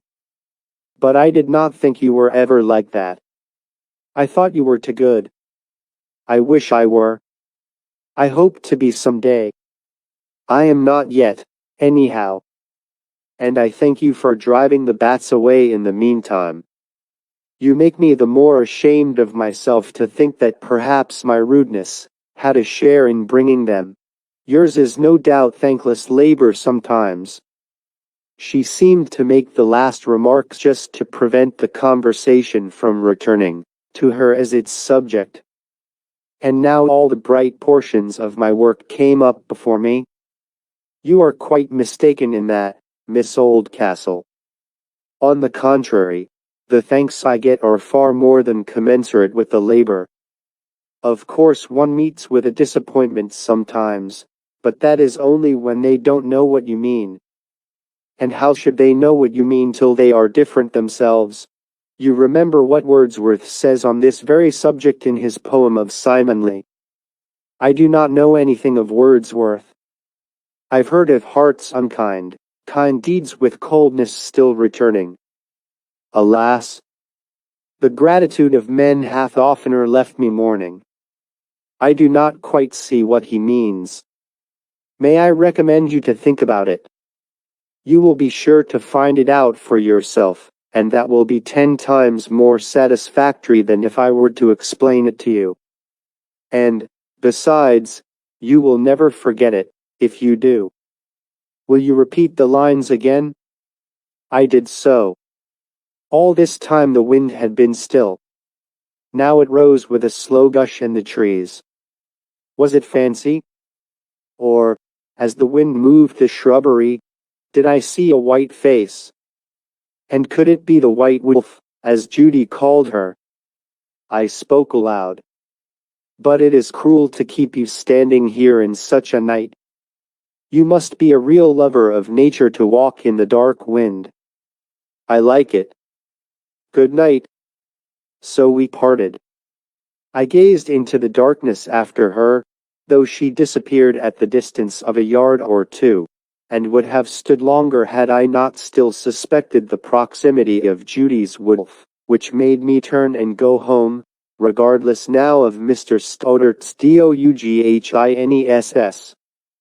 I met Miss Oldcastle several times before the summer, but her old manner remained, or rather had returned, for there had been nothing of it in the tone of her voice in that interview, if interview it could be called, where neither could see more than the other's outline. Chapter 13. Young WEIR. By slow degrees the summer bloomed. Green came instead of white, rainbows instead of icicles. The grounds about the hall seemed the incarnation of a summer which had taken years to ripen to its perfection. The very grass seemed to have aged into perfect youth in that haunt of ancient peace, for surely nowhere else was such thick, delicate-bladed, delicate-colored grass to be seen. Gnarled old trees of mace stood like altars of smoking perfume, or each like 1,000,000-petaled flower of upheaved whiteness, or of tender rosiness, as if the snow which had covered it in winter had sunk in and gathered warmth from the life of the tree, and now crept out again to adorn the summer. The long loops of the laburnum hung heavy with gold towards the sod below, and the air was full of the fragrance of the young leaves of the limes. Down in the valley below, the daisies shone in all the meadows, varied with the buttercup and the celandine, while in damp places grew large pimpernels, and along the sides of the river, the meadow sweets stood amongst the reeds at the very edge of the water, breathing out the odors of dreamful sleep. The clumsy pollards were each one mass of undivided green. The millwheel had regained its knotty look, with its moss and its dip and drip, as it yielded to the slow water, which would have let it alone, but that there was no other way out of the land to the sea. I used now to wander about in the fields and woods, with a book in my hand, at which I often did not look the whole day, and which yet I liked to have with me. And I seemed somehow to come back with most upon those days, in which I did not read. In this manner I prepared almost all my sermons that summer. But, although I prepared them thus in the open country, I had another custom, which perhaps may appear strange to some, before I preached them. This was, to spend the Saturday evening, not in my study, but in the church. This custom of mine was known to the sexton and his wife, and the church was always clean, and ready for me after about midday, so that I could be alone there as soon as I pleased. It would take more space than my limits will afford to explain thoroughly why I liked to do this. But I will venture to attempt a partial explanation in a few words. This fine old church in which I was honored to lead the prayers of my people, was not the expression of the religious feeling of my time. There was a gloom about it, a sacred gloom, I know, and I loved it, but such gloom as was not in my feeling, when I talked to my flock. I honored the place, I rejoiced in its history, I delighted to think that even by the temples made with hands outlasting these bodies of ours, we were in a sense united to those who in them had before us lifted up holy hands without wrath or doubting, and with many more who, like us, had lifted up at least prayerful hands without hatred or despair. The place soothed me, tuned me to a solemn mood, one of self-denial, and gentle gladness in all sober things. But, had I been an architect, and had I had to build a church, I do not in the least know how I should have built it. I am certain it would have been very different from this. Else I should be a mere imitator, like all the church architects I know anything about in the present day. For I always found the open air the most genial influence upon me, for the production of religious feeling, and thought. I had been led to try whether it might not be so with me by the fact, that our Lord seemed so much to delight in the open air, and late in the day, as well as early in the morning, would climb the mountain to be alone with his Father. I found that it helped to give a reality to everything that I thought about, if I only contemplated it under the high untroubled blue, with the lowly green beneath my feet, and the wind blowing on me to remind me of the spirit that once moved on the face of the waters, bringing order out of disorder, and light out of darkness, and was now seeking every day a fuller entrance into my heart, that there he might work the one will of the Father in heaven. My reader will see then that there was, as it were, not so much a discord, as a lack of harmony between the surroundings wherein my thoughts took form, or, to use a homelier phrase, my sermon was studied, and the surroundings wherein I had to put these forms, into the garments of words, or preach that sermon. I therefore sought to bridge over this difference if I understood music. I am sure I could find an expression exactly fitted to my meaning to find an easy passage between the open-air mood and the church mood, so as to be able to bring into the church as much of the fresh air, and the tree music, and the color harmony, and the gladness over all, as might be possible, and, in order to this, I thought all my sermon over again in the afternoons, and as it shone slantingly through the stained window over Lord Eagle-Eye's tomb, and in the failing light thereafter and the gathering dusk of the twilight, pacing up and down the solemn old place, hanging my thoughts here on a crocket, there on a corbel, now on the gable point over which Weir's face would gaze next morning, and now on the aspiring peaks of the organ. He thus made the place a cell of thought and prayer. And when the next day came, I found the forms around me so interwoven with the forms of my thought, that I felt almost like one of the old monks who had built the place. So little did I find any check to my thought, or utterance from its unfitness, for the expression of my individual modernism. But not one atom the more did I incline to the evil fancy, that God was more in the past than in the present, that he is more within the walls of the church, than in the unwalled sky and earth, or seek to turn backwards one step, from a living now, to an entombed, and consecrated past. One lovely Saturday, I had been out all the morning. I had not walked far, for I had sat in the various places longer than I had walked, my path lying through fields and copses, crossing a country road only now and then. I had my Greek Testament with me, and I read when I sat, and thought when I walked.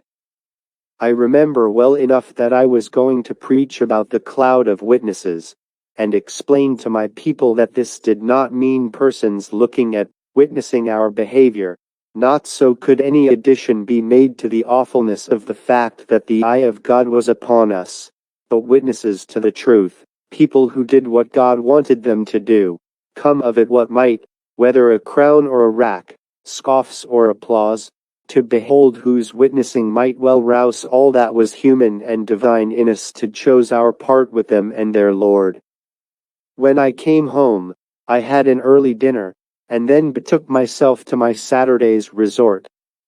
I had never had a room large enough to satisfy me before. Now my study was to my mind. All through the slowly fading afternoon, the autumn of the day, when the colors are richest and the shadows long and lengthening, I paced my solemn old-thoughted church. Sometimes I went up into the pulpit and sat there, looking on the ancient walls which had grown up under men's hands that men might be helped to pray by the visible symbol of unity which the walls gave, and that the voice of the Spirit of God might be heard exhorting men to forsake the evil and choose the good. And I thought how many witnesses to the truth had knelt in those ancient pews. For as the great church is made up of numberless communities, so is the great shining orb of witness-bearers made up of millions of lesser orbs. All men and women of true heart bear individual testimony to the truth of God, saying, I have trusted and found him faithful. And the feeble light of the glout word is yet light, pure, and good, and with a loveliness of its own. So, O Lord, I said, let my light shine before men.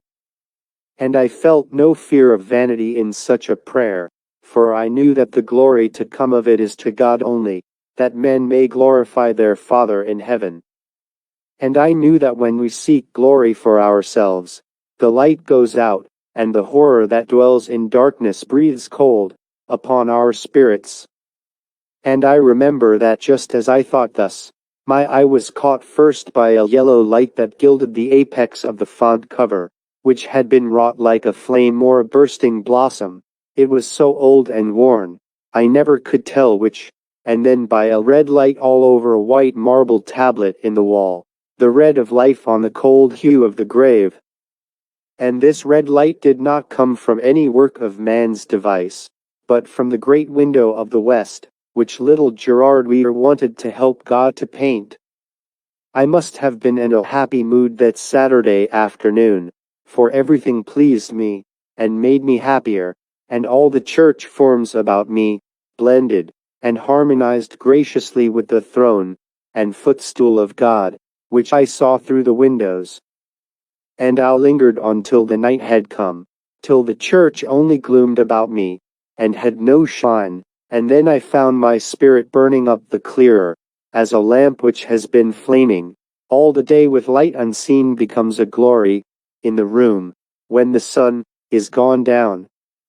At length I felt tired, and would go home.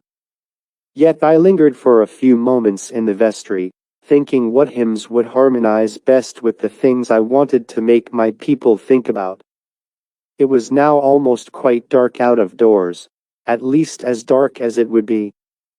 Suddenly through the gloom I thought I heard a moan and a sob. I sat upright in my chair, and listened. But I heard nothing more, and concluded I had deceived myself. After a few moments, I rose to go home and have some tea, and turn my mind rather away from than towards the subject of witness bearing any more for that night, lest I should burn the fuel of it out before I came to warm the people with it, and should have to blow its embers instead of flashing its light and heat upon them in gladness. So I left the church by my vestry door, which I closed behind me, and took my way along the path, through the clustering group of graves. Again I heard a sob. This time I was sure of it. And there lay something dark upon one of the grassy mounds. I approached it, but it did not move. I spoke. "Can I be of any use to you?" I said. "No," returned an almost inaudible voice. Though I did not know whose was the grave, I knew that no one had been buried there very lately, and if the grief were for the loss of the dead, it was more than probably aroused to fresh vigor by recent misfortune. I stooped, and taking the figure by the arm, said, "Come with me, and let us see what can be done for you." I then saw that it was a youth, perhaps scarcely more than a boy. And as soon as I saw that, I knew that his grief could hardly be incurable. He returned no answer, but rose at once to his feet, and submitted to be led away. I took him the shortest road to my house through the shrubbery, brought him into the study, made him sit down in my easy chair, and rang for lights and wine, for the dew had been falling heavily, and his clothes were quite dank. But when the wine came, he refused to take any.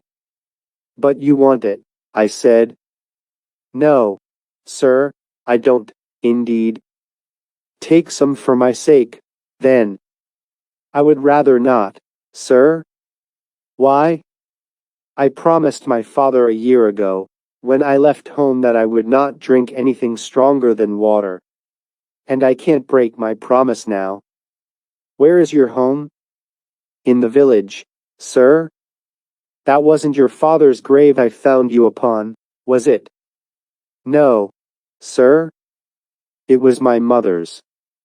"Then your father is still alive?" "Yes, sir." "You know him very well, Thomas WEIR." "Ah. He told me he had a son in London." "Are you that son?" "Yes, sir," answered the youth, swallowing a rising sob. "Then what is the matter?" "Your father is a good friend of mine, and would tell you you might trust me." "I don't doubt it, sir. But you won't believe me any more than my father." By this time I had perused his person, his dress, and his countenance. He was of middle size, but evidently not full grown. His dress was very decent. His face was pale and thin, and revealed a likeness to his father. He had blue eyes that looked full at me, and, as far as I could judge, betokened, along with the whole of his expression, an honest and sensitive nature. I found him very attractive, and was therefore the more emboldened to press for the knowledge of his story. "I cannot promise to believe whatever you say, but almost I could. And if you tell me the truth, I like you too much already to be in great danger of doubting you, for you know the truth has a force of its own." "I thought so till tonight," he answered. "But if my father would not believe me, how can I expect you to do so, sir? Your father may have been too much troubled by your story to be able to do it justice. It is not a bit like your father to be unfair." "No, sir. And so much the less chance of your believing me." Somehow his talk prepossessed me still more in his favor. There was a certain refinement in it, a quality of dialogue which indicated thought, as I judged, and I became more and more certain that, whatever I might have to think of it when told, he would yet tell me the truth. "Come, try me," I said. "I will, sir. But I must begin at the beginning." "Begin where you like. I have nothing more to do tonight, and you may take what time you please. But I will ring for tea first, for I dare say you have not made any promise about that." A faint smile flickered on his face. He was evidently beginning to feel a little more comfortable. "When did you arrive from London?" I asked.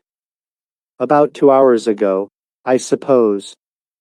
"Bring tea, Mrs. Pearson, and that cold chicken and ham, and plenty of toast. We are both hungry." Mrs. Pearson gave a questioning look at the lad, and departed to do her duty. When she returned with the tray, I saw by the unconsciously eager way in which he looked at the eatables, that he had had nothing for some time, and so, even after we were left alone, I would not let him say a word till he had made a good meal. It was delightful to see how he ate. Few troubles will destroy a growing lad's hunger, and indeed it has always been to me a marvel how the feelings, and the appetites affect each other.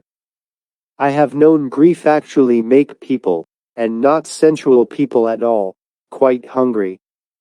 At last I thought I had better not offer him any more. After the tea things had been taken away, I put the candles out, and the moon, which had risen, nearly full, while we were at tea, shone into the room. I had thought that he might possibly find it easier to tell his story in the moonlight, which, if there were any shame in the recital, would not, by too much revelation, reduce him to the despair of Macbeth, when, feeling that he could contemplate his deed, but not his deed and himself together, he exclaimed, "To know my deed, it were best not know myself." So, sitting by the window in the moonlight, he told his tale.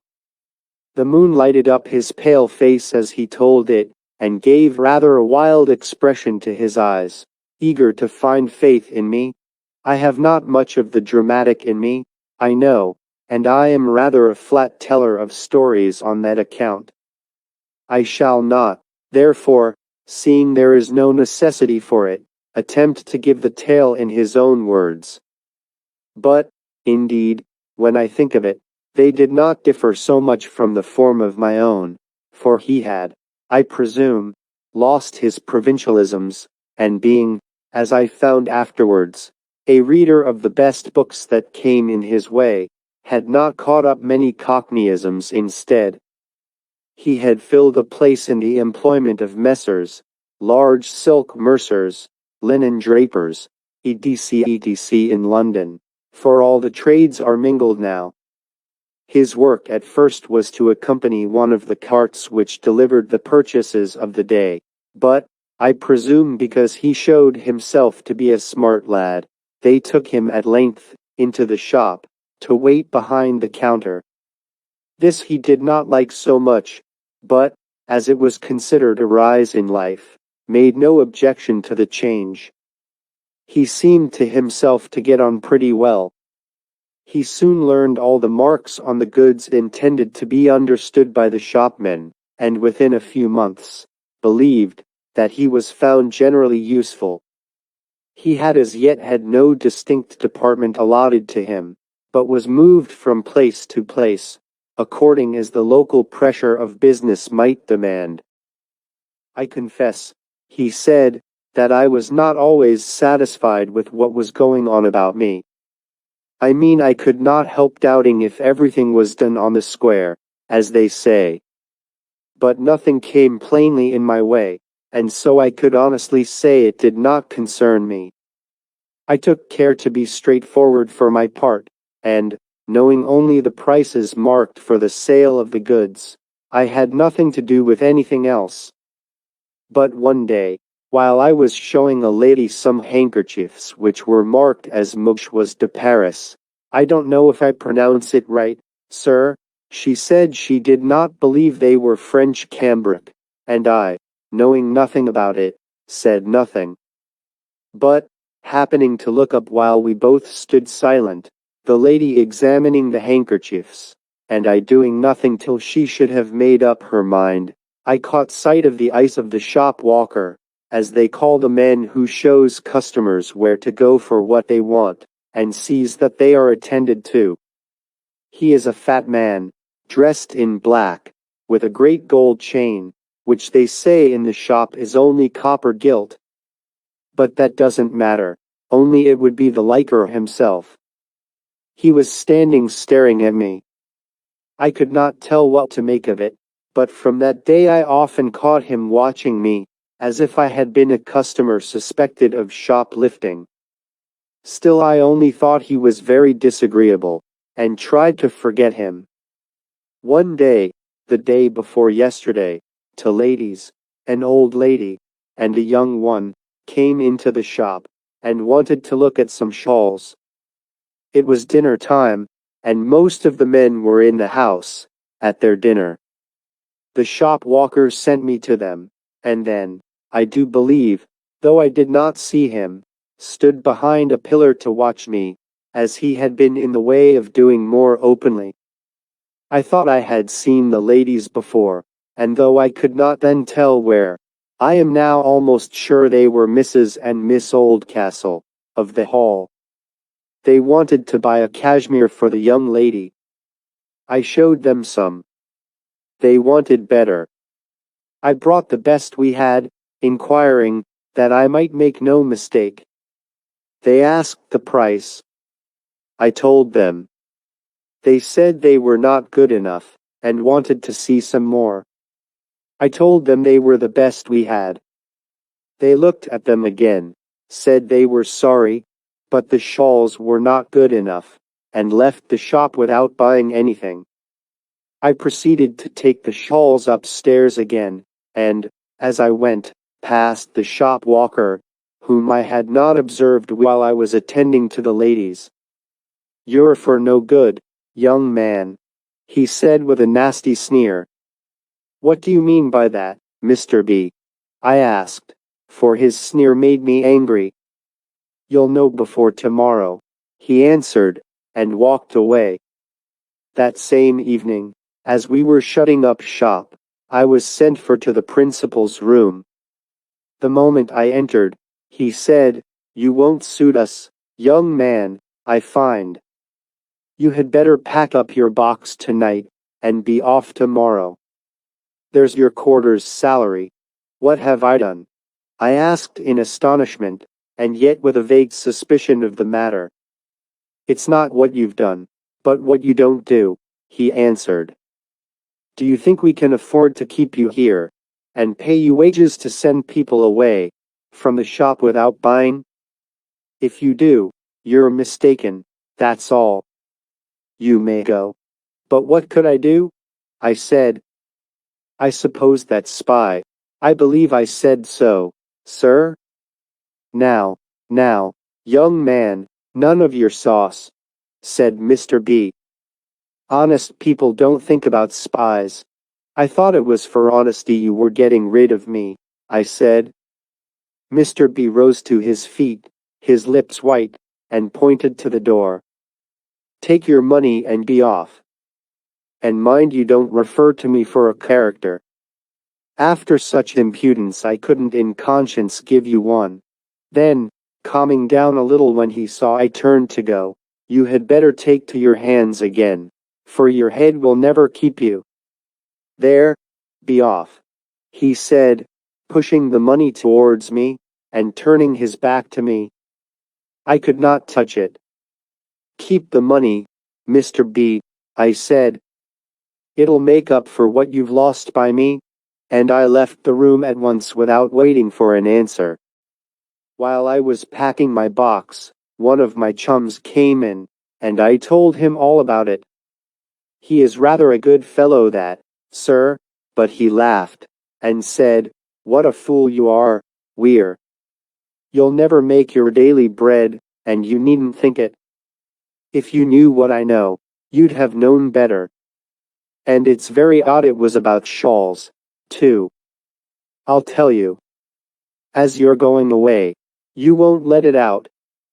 Mr. B, that was the same who had just turned me away, was serving some ladies himself, for he wasn't above being in the shop, like his partner. They wanted the best Indian shawl they could get.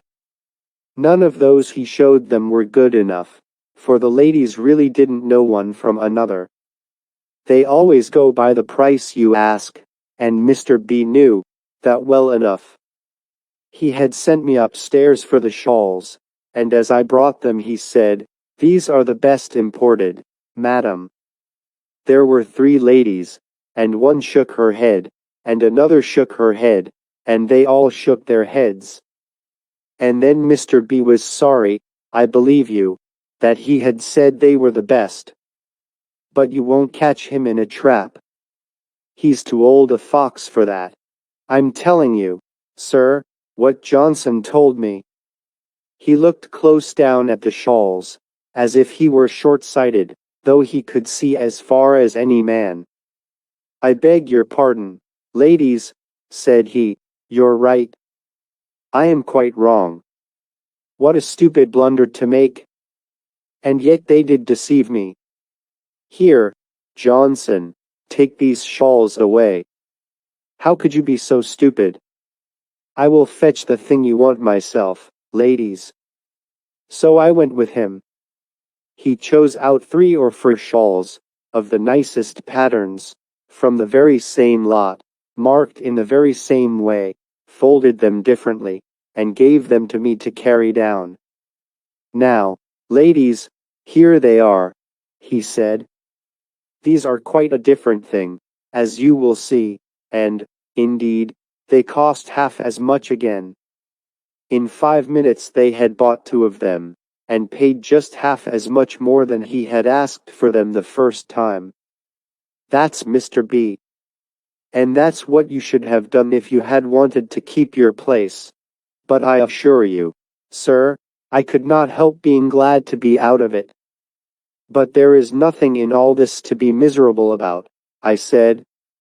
You did your duty. It would be all right, sir, if father believed me. I don't want to be idle, I'm sure. Does your father think you do? I don't know what he thinks. He won't speak to me. I told my story, as much of it as he would let me, at least, but he wouldn't listen to me. He only said he knew better than that. I couldn't bear it. He always was rather hard upon us. I'm sure if you hadn't been so kind to me, sir, I don't know what I should have done by this time. I haven't another friend in the world. Yes, you have. Your Father in heaven is your friend. I don't know that, sir. I'm not good enough. That's quite true.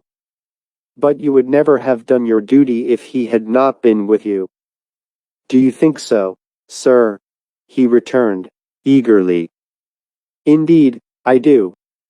Everything good comes from the Father of lights.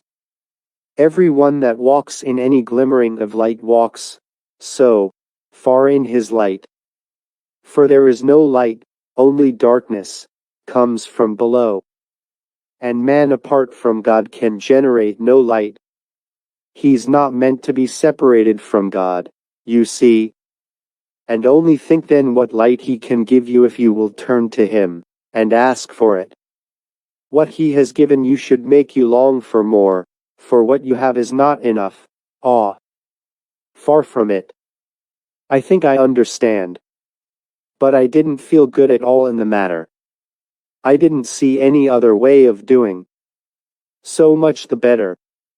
We ought never to feel good. We are but unprofitable servants at best. There is no merit in doing your duty, only you would have been a poor wretched creature not to do as you did.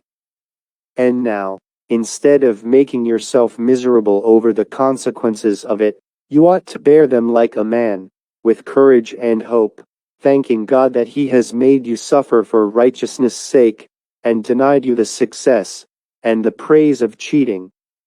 I will go to your father at once, and find out what he is thinking about it.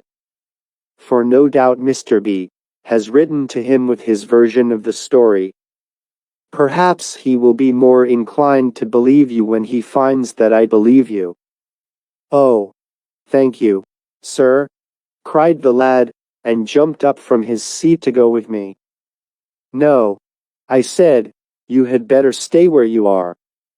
I shall be able to speak more freely if you are not present. Here is a book to amuse yourself with. I do not think I shall be long gone. But I was longer gone than I thought I should be. When I reached the carpenter's house, I found, to my surprise, that he was still at work. By the light of a single tallow candle placed beside him on the bench, he was plowing away at a groove.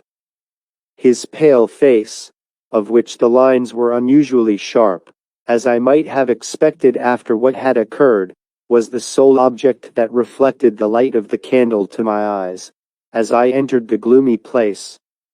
He looked up, but without even greeting me, dropped his face again, and went on with his work. "What?" I said, cheerily, for I believed that, like Gideon's pitcher, I held dark within me the light that would discomfit his Midianites, which consciousness may well make the pitcher cheery inside, even while the light as yet is all its own, worthless, till it break out upon the world, and cease to illuminate only glazed pitcher sides. "What?" I said, "working so late?" "Yes, sir. It is not usual with you, I know." "It's all a humbug," he said fiercely, but coldly notwithstanding, as he stood erect from his work, and turned his white face full on me, of which, however, the eyes drooped. "It's all a humbug, and I don't mean to be humbugged any more." "Am I a humbug?" I returned, not quite taken by surprise. "I don't say that. Don't make a personal thing of it, sir. You're taken in, I believe, like the rest of us. Tell me that a God governs the world. What have I done, to be used like this?" I thought with myself how I could retort for his young son. What has he done to be used like this? But that was not my way, though it might work well enough in some hands. Some men are called to be prophets. I could only stand and wait. "It would be wrong in me to pretend ignorance," I said, "of what you mean. I know all about it." "Do you? He has been to you, has he? But you don't know all about it, sir?" The impudence of the young rascal. He paused for a moment. "A man like me," he resumed, becoming eloquent in his indignation, and, as I thought afterwards, entirely justifying what Wordsworth says about the language of the so-called uneducated, "a man like me, who was as proud of his honor as any aristocrat in the country, prouder than any of them would grant me the right to be. Too proud of it, I think, not too careful of it," I said. But I was thankful he did not heed me, for the speech would only have irritated him. He went on. "Me to be treated like this. One child, eh?" Here came a terrible break in his speech. But he tried again. "And the other, eh?" Instead of finishing the sentence, however, he drove his plow fiercely through the groove, splitting off some inches of the wall of it at the end. "If anyone has treated you so," I said, "it must be the devil, not God. But if there was a God, he could have prevented it all. Mind what I said to you once before, he hasn't done yet. And there is another enemy in his way, as bad as the devil, I mean ourselves. When people want to walk their own way without God, God lets them try it. And then the devil gets a hold of them. But God won't let him keep them. As soon as they are wearied in the greatness of their way, they begin to look about for a Savior. And then they find God ready to pardon, ready to help, not breaking the bruised reed, leading them to his own self-manifest, with whom no man can fear any longer, Jesus Christ, the righteous lover of men, their elder brother, what we call Big Brother, you know, one to help them and take their part against the devil, the world, and the flesh, and all the rest of the wicked powers. So you see, God is tender, just like the prodigal son's father, only with this difference, that God has millions of prodigals, and never gets tired of going out to meet them, and welcome them back, every one as if he were the only prodigal son he had ever had. There's a father indeed. Have you been such a father to your son? The prodigal didn't come with a pack of lies. He told his father the truth, bad as it was. How do you know that your son didn't tell you the truth? All the young men that go from home don't do as the prodigal did. Why should you not believe what he tells you? I'm not one to reckon without my host. Here's my bill. And so saying, he handed me a letter. I took it and read. Sir, it has become our painful duty to inform you that your son has this day been discharged from the employment of Messrs. and Company, his conduct not being such as to justify the confidence hitherto reposed in him. It would have been contrary to the interests of the establishment to continue him longer behind the counter, although we are not prepared to urge anything against him beyond the fact that he has shown himself absolutely indifferent to the interests of his employers. We trust that the chief blame will be found to lie with certain connections of a kind easy to be formed in large cities, and that the loss of his situation may be punishment sufficient, if not for justice, yet to make him consider his ways, and be wise. We enclose his quarter's salary, which the young man rejected with insult, and I exclaimed, this is what you found your judgment of your own son upon. You reject him in herd, and take the word of a stranger. I don't wonder you cannot believe in your father when you behave so to your son. I don't say your conclusion is false, though I don't believe it. But I do say the grounds you go upon are anything but sufficient. You don't mean to tell me that a man of Mr. B's standing, who has one of the largest shops in London, and whose brother is mayor of Addicehead, would slander a poor lad like that? Oh, you Mammon worshipper! I cried. Because a man has one of the largest shops in London, and his brother is mayor of Addicehead, you take his testimony and refuse your son's. I did not know the boy till this evening, but I call upon you to bring back to your memory all that you have known of him from his childhood, and then ask yourself whether there is not, at least, as much probability of his having remained honest as of the master of a great London shop being infallible in his conclusions, at which conclusions, whatever they be, I confess no man can wonder, after seeing how readily his father listens to his defamation.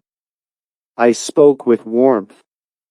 Before I had done, the pale face of the carpenter was red as fire, for he had been acting contrary to all his own theories of human equality, and that in a shameful manner. Still, whether convinced or not, he would not give in. He only drove away at his work, which he was utterly destroying. His mouth was closed so tight, he looked as if he had his jaw locked, and his eyes gleamed over the ruin board with a light, which seemed to me to have more of obstinacy in it than contrition. Ah, Thomas, I said, taking up the speech once more, if God had behaved to us as you have behaved to your boy, be he innocent, be he guilty, there's not a man or woman of all our lost race would have returned to him from the time of Adam till now. I don't wonder that you find it difficult to believe in him. And with those words I left the shop, determined to overwhelm the unbeliever with proof, and put him to shame before his own soul, whence, I thought, would come even more good to him than to his son. For there was a great deal of self-satisfaction mixed up with the man's honesty, and the sooner that had a blow the better. It might prove a death blow in the long run. It was pride that lay at the root of his hardness. He visited the daughter's fault upon the son. His daughter had disgraced him, and he was ready to flash into wrath with his son upon any imputation which recalled to him the torture he had undergone when his daughter's dishonor came first to the light. Her he had never forgiven, and now his pride flung his son out after her upon the first suspicion. His imagination had filled up all the blanks in the wicked insinuations of Mr. B. He concluded that he had taken money to spend in the worst company, and had so disgraced him beyond forgiveness. His pride paralyzed his love. He thought more about himself than about his children. His own shame outweighed in his estimation the sadness of their guilt. It was a less matter that they should be guilty, than that he, their father, should be disgraced. Thinking over all this, and forgetting how late it was, I found myself halfway up the avenue of the hall. I wanted to find out whether young WEIR's fancy that the ladies he had failed in serving, or rather whom he had really served with honesty, were Mrs. and Miss Oldcastle, was correct. What a point it would be if it was. I should not then be satisfied except I could prevail on Miss Oldcastle to accompany me to Thomas WEIR, and shame the faithlessness out of him. So eager was I after certainty, that it was not till I stood before the house, that I saw clearly the impropriety of attempting anything further, that night. One light only was burning in the whole front, and that was on the first floor. Glancing up at it, I knew not why, as I turned to go down the hill again, I saw a corner of the blind drawn aside, and a face peeping out, whose, I could not tell. This was uncomfortable, for what could be taking me there at such a time? But I walked steadily away, certain I could not escape recognition, and determining to refer to this ill-considered visit, when I called the next day. I would not put it off till Monday. I was resolved. I lingered on the bridge as I went home. Not a light was to be seen in the village, except one over Catherine WEIR's shop. There were not many restless souls in my parish, not so many as there ought to be. Yet gladly would I see the troubled in peace, not a moment, though, before their troubles should have brought them where the weary and heavy laden can alone find rest to their souls, finding the Father's peace in the Son, the Father himself reconciling them to himself. How still the night was! My soul hung, as it were, suspended in stillness, for the whole sphere of heaven seemed to be about me, the stars above shining as clear below in the mirror of the all, but motionless water. It was a pure type of the rest, that remaineth. Rest, the one immovable center wherein lie all the stores of might, whence issue all forces, all influences of making and molding.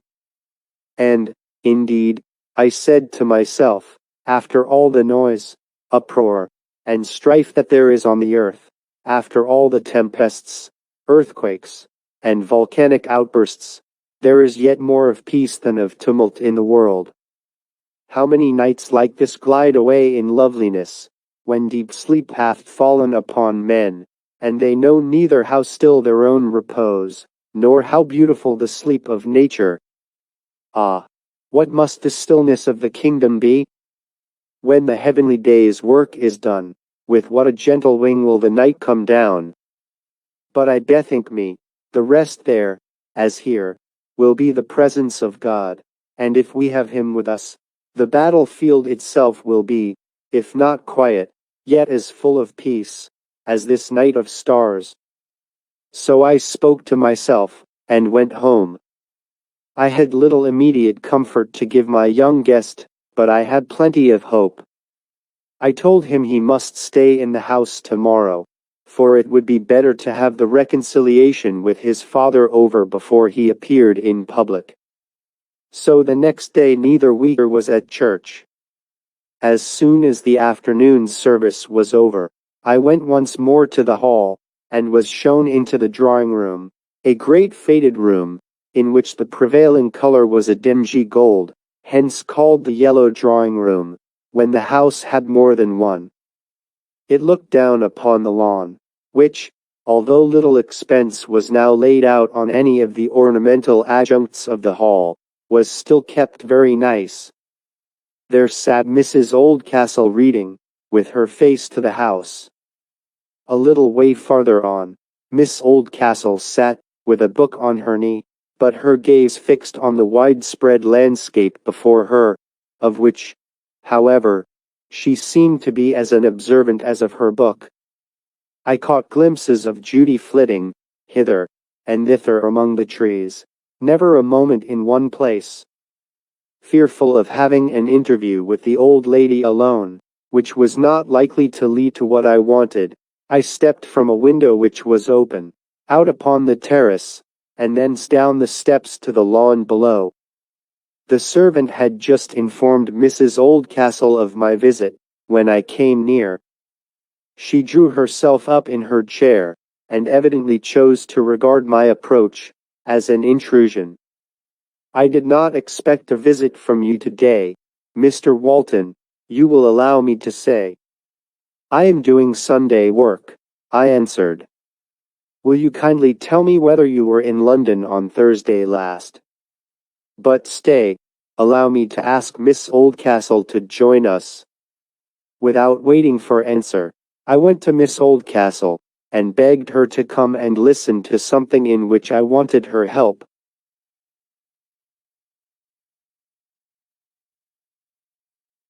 She rose courteously though without cordiality, and accompanied me to her mother, who sat with perfect rigidity, watching us. "Again let me ask," I said, "if you were in London on Thursday." Though I addressed the old lady, the answer came from her daughter. "Yes, we were." "Were you in Kew Street?" But now before Miss Oldcastle could reply, her mother interposed. "Are we charged with shoplifting, Mr. Walton?" Really, one is not accustomed to such cross-questioning, except from a lawyer. "Have patience with me for a moment," I returned. "I am not going to be mysterious for more than 2 or 3 questions. Please tell me whether you were in that shop, or not." "I believe we were," said the mother. "Yes, certainly," said the daughter. "Did you buy anything?" "No." "We Miss Oldcastle began." "Not a word more," I exclaimed eagerly. "Come with me at once." "What do you mean, Mr. Walton?" said the mother, with a sort of cold indignation, while the daughter looked surprised, but said nothing. "I beg your pardon for my impetuosity, but much is in your power at this moment. The son of one of my parishioners has come home in trouble. His father, Thomas WEIR." "Ah," said Mrs. Oldcastle, in a tone considerably at strife with refinement. But I took no notice. "His father will not believe his story. The lad thinks you were the ladies in serving whom he got into trouble. I am so confident he tells the truth, that I want Miss Oldcastle to be so kind as to accompany me to WEIR's house. Really, Mr. Walton, I am astonished at your making such a request," exclaimed Mrs. Oldcastle, with suitable emphasis on every salient syllable, while her white face flushed with anger. "To ask Miss Oldcastle to accompany you to the dwelling of the ringleader of all the canaille of the neighborhood." "It is for the sake of justice," I interposed. "That is no concern of ours. Let them fight it out between them. I am sure any trouble that comes of it is no more than they all deserve. A low family, men and women of them. I assure you, I think very differently. I dare say you do. But neither your opinion nor mine has anything to do with the matter." Here I turned to Miss Oldcastle and went on. "It is a chance which seldom occurs in one's life, Miss Oldcastle, a chance of setting wrong right by a word, and as a minister of the gospel of truth and love, I beg you to assist me with your presence to that end." I would have spoken more strongly, but I knew that her word given to me would be enough without her presence. At the same time, I felt not only that there would be a propriety in her taking a personal interest in the matter, but that it would do her good, and tend to create a favor towards each other in some of my flock, between whom, at present there seemed to be nothing in common. But at my last words, Mrs. Oldcastle rose to her feet, no longer red, now whiter than her usual whiteness with passion. "You dare to persist. You take advantage of your profession to persist in dragging my daughter into a vile dispute between mechanics of the lowest class, against the positive command of her only parent. Have you no respect for her position in society, for her sex? Mr. Walton, you act in a manner unworthy of your cloth." I had stood looking in her eyes with as much self-possession as I could muster, and I believe I should have borne it all quietly, but for that last word.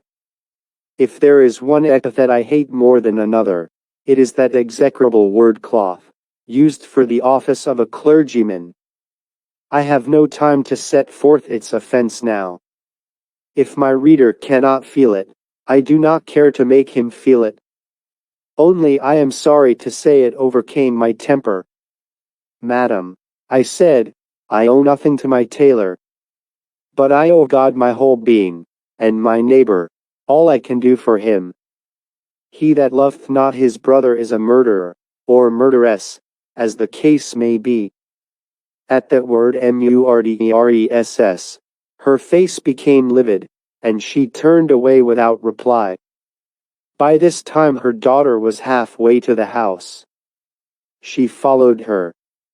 And here was I left to go home, with the full knowledge that, partly from trying to gain too much, and partly from losing my temper, I had at best but a mangled and unsatisfactory testimony to carry back to Thomas WEIR. Of course I walked away, round the end of the house, and down the avenue, and the farther I went the more mortified I grew. It was not merely the shame of losing my temper, though that was a shame, and with a woman too, merely because she used a common epithet. But I saw that it must appear very strange to the carpenter, that I was not able to give a more explicit account of some sort, what I had learned not being in the least decisive in the matter. It only amounted to this, that Mrs. and Miss Oldcastle were in the shop on the very day on which WEIR was dismissed. It proved that so much of what he had told me was correct, nothing more. And if I tried to better the matter by explaining how I had offended them, would it not deepen the very hatred I had hoped to overcome?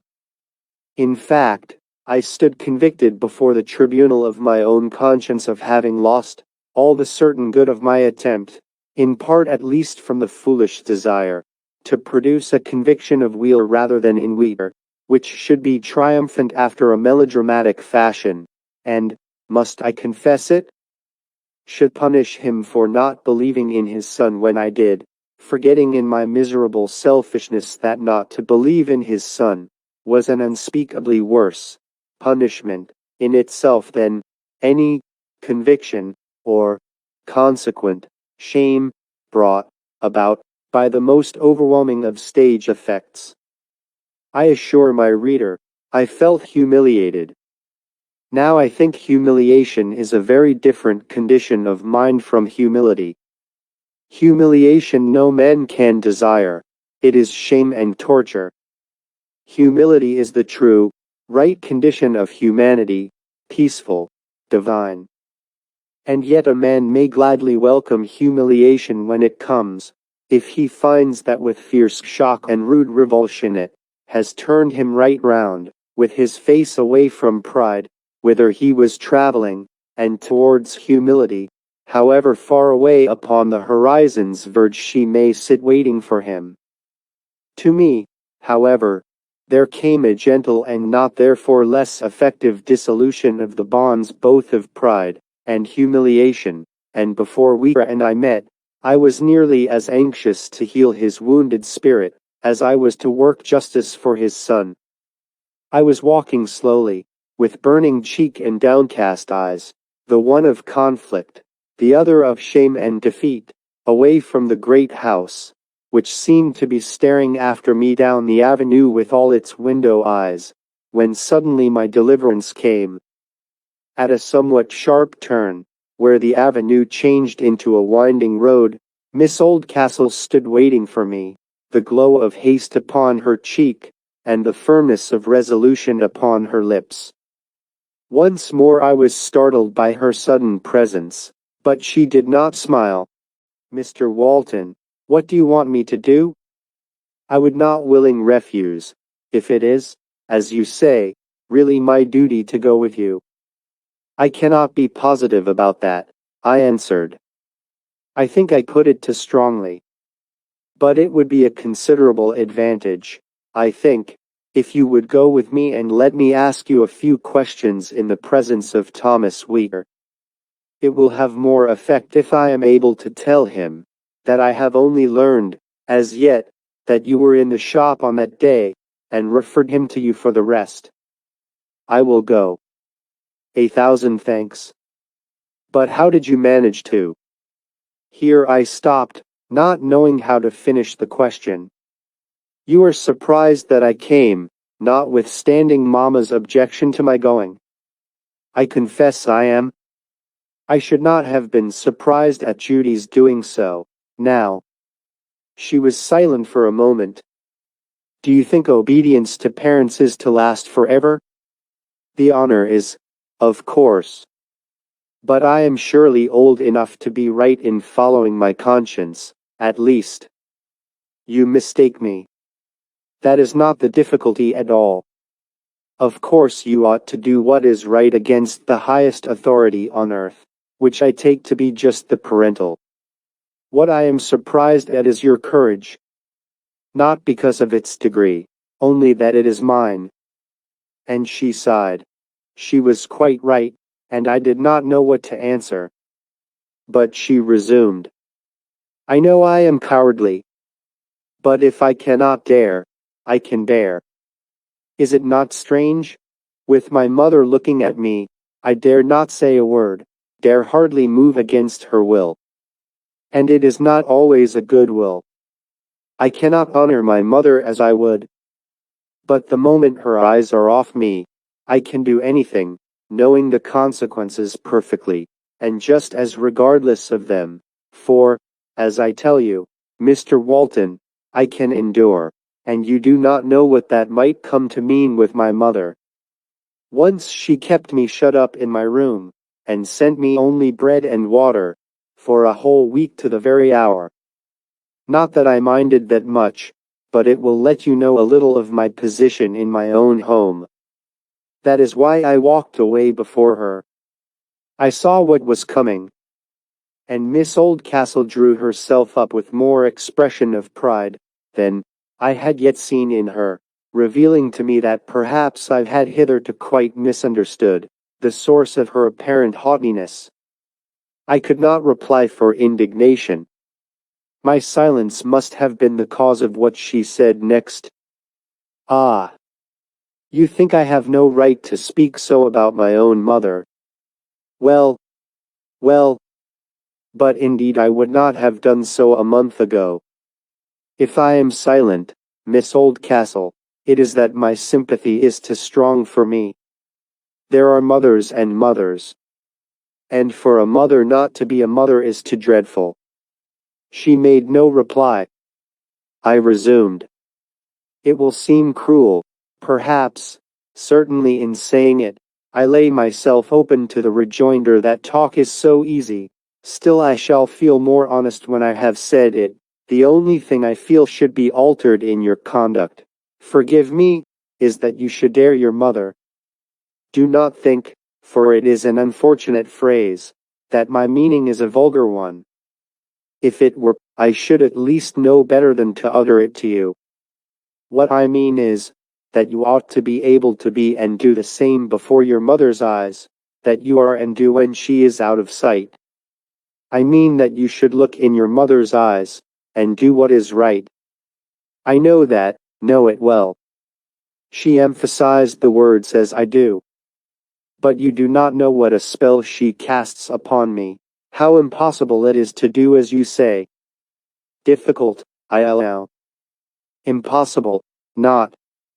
You will never be free till you do so. You are too hard upon me.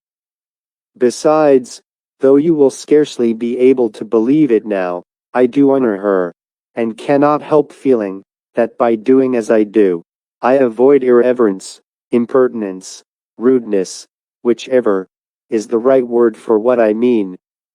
I understand you perfectly. But the truth is more than propriety of behavior, even to a parent, and indeed has in it a deeper reverence, or the germ of it at least, than any adherence to the mere code of respect. If you once did as I want you to do, you would find that in reality you both revered and loved your mother more than you do now. You may be right, but I am certain you speak without any real idea of the difficulty. That may be. And yet what I say remains just as true. How could I meet violence, for instance? Impossible. She returned no reply. We walked in silence for some minutes. At length she said, "My mother's self-will amounts to madness, I do believe. I have yet to learn where she would stop of herself." "All self-will is madness," I returned, stupidly enough, for what is the use of making general remarks when you have a terrible concrete before you?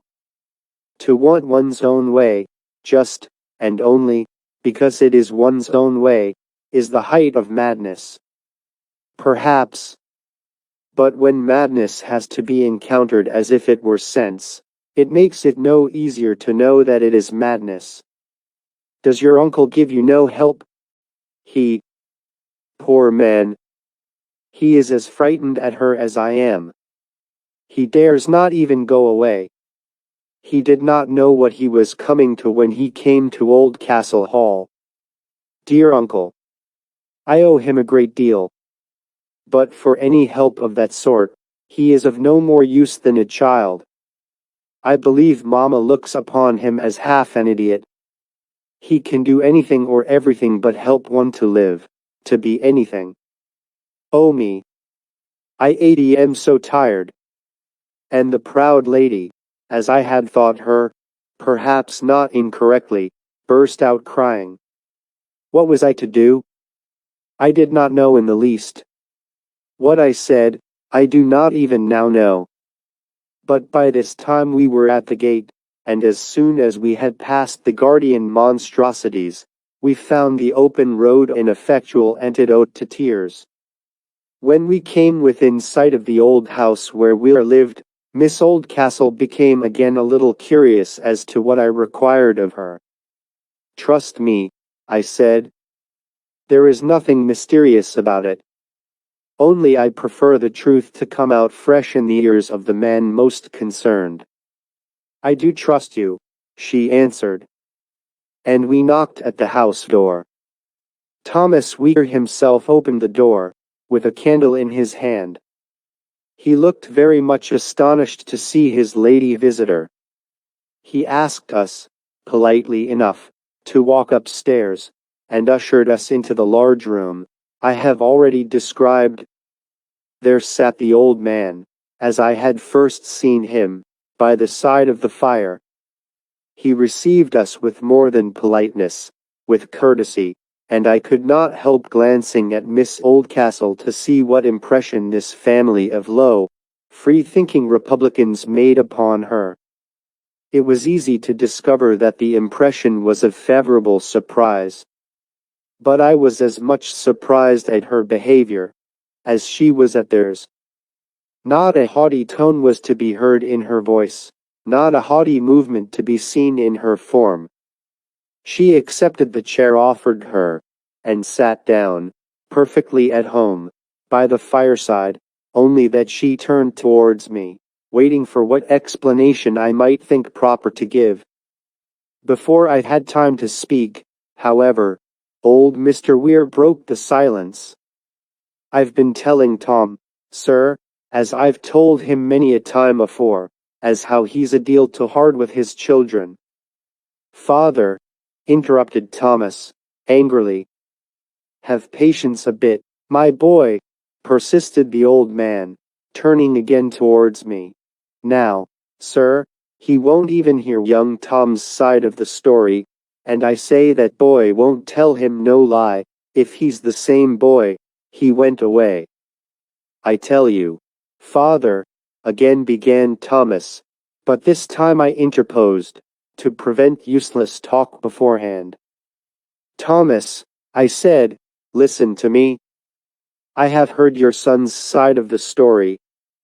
Because of something he said, I went to Miss Oldcastle, and asked her whether she was in his late master's shop last Thursday.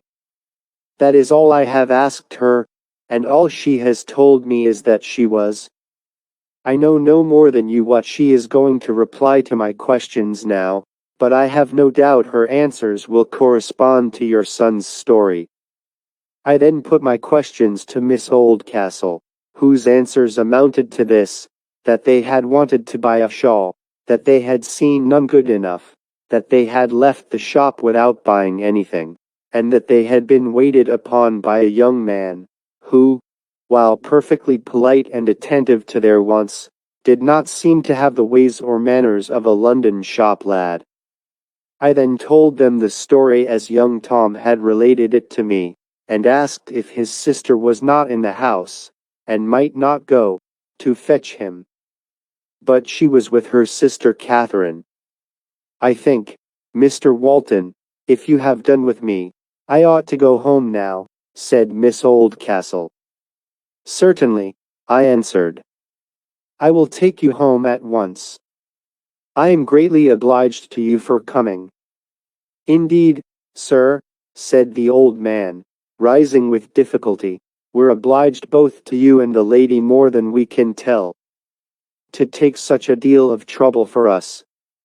But you see, sir, you're one of them as thinks a man's got his duty to do one way or another, whether he be clergyman or carpenter.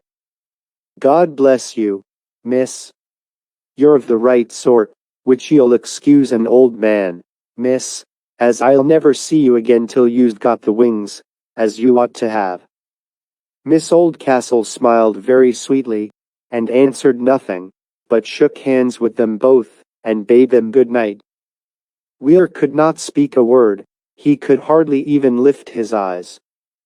But a red spot glowed on each of his pale cheeks, making him look very like his daughter Catherine, and I could see Miss Oldcastle wince, and grow red too, with the grip he gave her hand. But she smiled again none the less sweetly. I will see Miss Oldcastle home, and then go back to my house and bring the boy with me, I said, as we left. It was some time before either of us spoke. The sun was setting, the sky, the earth and the air lovely with rosy light, and the world full of that peculiar calm which belongs to the evening of the day of rest. Surely the world ought to wake better on the morrow.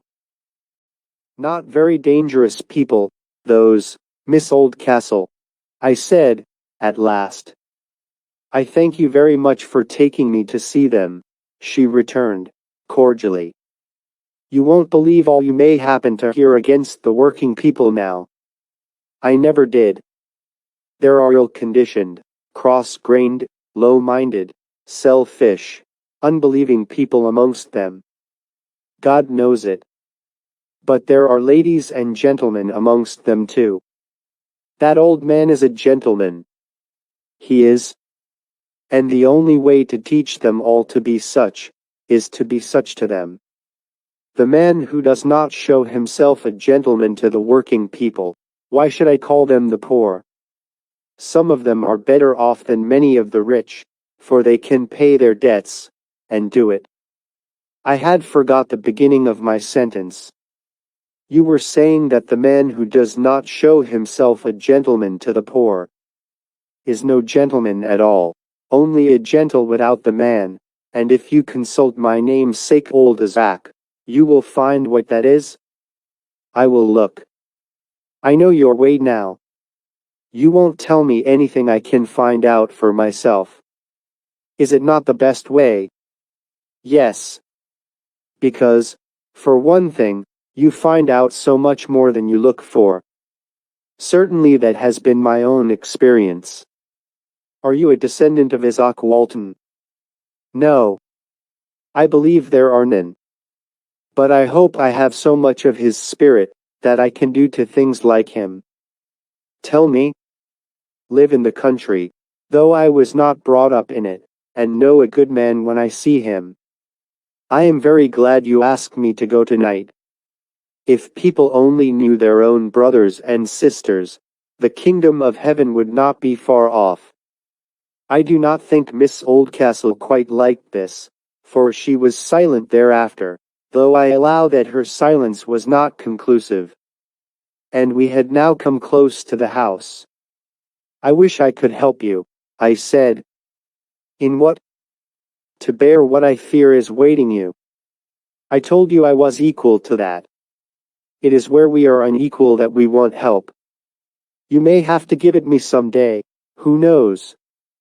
I left her most unwillingly in the porch, just as Sarah, the white wolf, had her hand on the door, rejoicing in my heart, however, over her last words. My reader will not be surprised, after all this, if, before I get very much further with my story, I have to confess that I loved Miss Oldcastle. When young Tom and I entered the room, his grandfather rose, and tottered to meet him. His father made one step towards him, and then hesitated. Of all conditions of the human mind, that of being ashamed of himself, must have been the strangest to Thomas WEIR. The man had never in his life, I believe, done anything mean or dishonest, and therefore he had had less frequent opportunities than most people of being ashamed of himself. Hence his fall had been from another pinnacle, that of pride. When a man thinks it such a fine thing to have done right, he might almost as well have done wrong, for it shows he considers right something extra, not absolutely essential to human existence, not the life of a man. I call it Thomas WEIR's fall, for surely to behave in an unfatherly manner to both daughter and son, the one sinful, and therefore needing the more tenderness, the other innocent, and therefore claiming justification, and to do so from pride, and hurt pride, was fall enough in one history, worse a great deal than many sins that go by harder names, for the world's judgment of wrong does not exactly correspond with the reality. And now if he was humbled in the one instance, there would be room to hope he might become humble in the other. But I had soon to see that, for a time, his pride, driven from its entrenchment against his son, only retreated, with all its forces, into the other against his daughter. Before a moment had passed, justice overcame so far that he held out his hand and said, "Come, Tom, let bygones be bygones." But I stepped between. "Thomas WEIR," I said, "I have too great a regard for you, and you know I dare not flatter you, to let you off this way, or rather leave you to think you have done your duty when you have not done the half of it. You have done your son a wrong, a great wrong. How can you claim to be a gentleman? I say nothing of being a Christian, for therein you make no claim. How, I say, can you claim to act like a gentleman, if, having done a man wrong, his being your own son has nothing to do with the matter one way or other, except that it ought to make you see your duty more easily? Having done him wrong, why don't you beg his pardon, I say, like a man?" He did not move a step. But young Tom stepped hurriedly forward, and catching his father's hand in both of his, cried out, "My father shan't beg my pardon. I beg yours, father, for everything I ever did to displease you, but I wasn't to blame in this. I wasn't, indeed." "Tom, I beg your pardon," said the hard man, overcome at last. "And now, sir," he added, turning to me, "will you let bygones be bygones between my boy and me?" There was just a touch of bitterness in his tone. "With all my heart," I replied. "But I want just a word with you in the shop before I go." "Certainly," he answered, stiffly, and I bade the old and the young man good night, and followed him downstairs. Thomas, my friend, I said, when we got into the shop, laying my hand on his shoulder, will you after this say that God has dealt hardly with you? There's a son for any man God ever made to give thanks for on his knees. Thomas, you have a strong sense of fair play in your heart, and you give fair play neither to your own son nor yet to God himself. You close your doors and brood over your own miseries, and the wrongs people have done you, whereas, if you would but open those doors, you might come out into the light of God's truth, and see that his heart is as clear as sunlight towards you. You won't believe this, and therefore naturally you can't quite believe that there is a God at all, for, indeed, a being that was not all light would be no God at all. If you would but let him teach you, you would find your perplexities melt away like the snow in spring, till you could hardly believe you had ever felt them. No arguing will convince you of a God, but let him once come in, and all argument will be tenfold useless, to convince you that there is no God. Give God justice. Try him as I have said.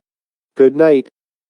He did not return my farewell with a single word, but the grasp of his strong rough hand was more earnest and loving even than usual. I could not see his face, for it was almost dark, but, indeed, I felt that it was better I could not see it. I went home as peaceful in my heart as the night whose curtains God had drawn about the earth that it might sleep till the morrow.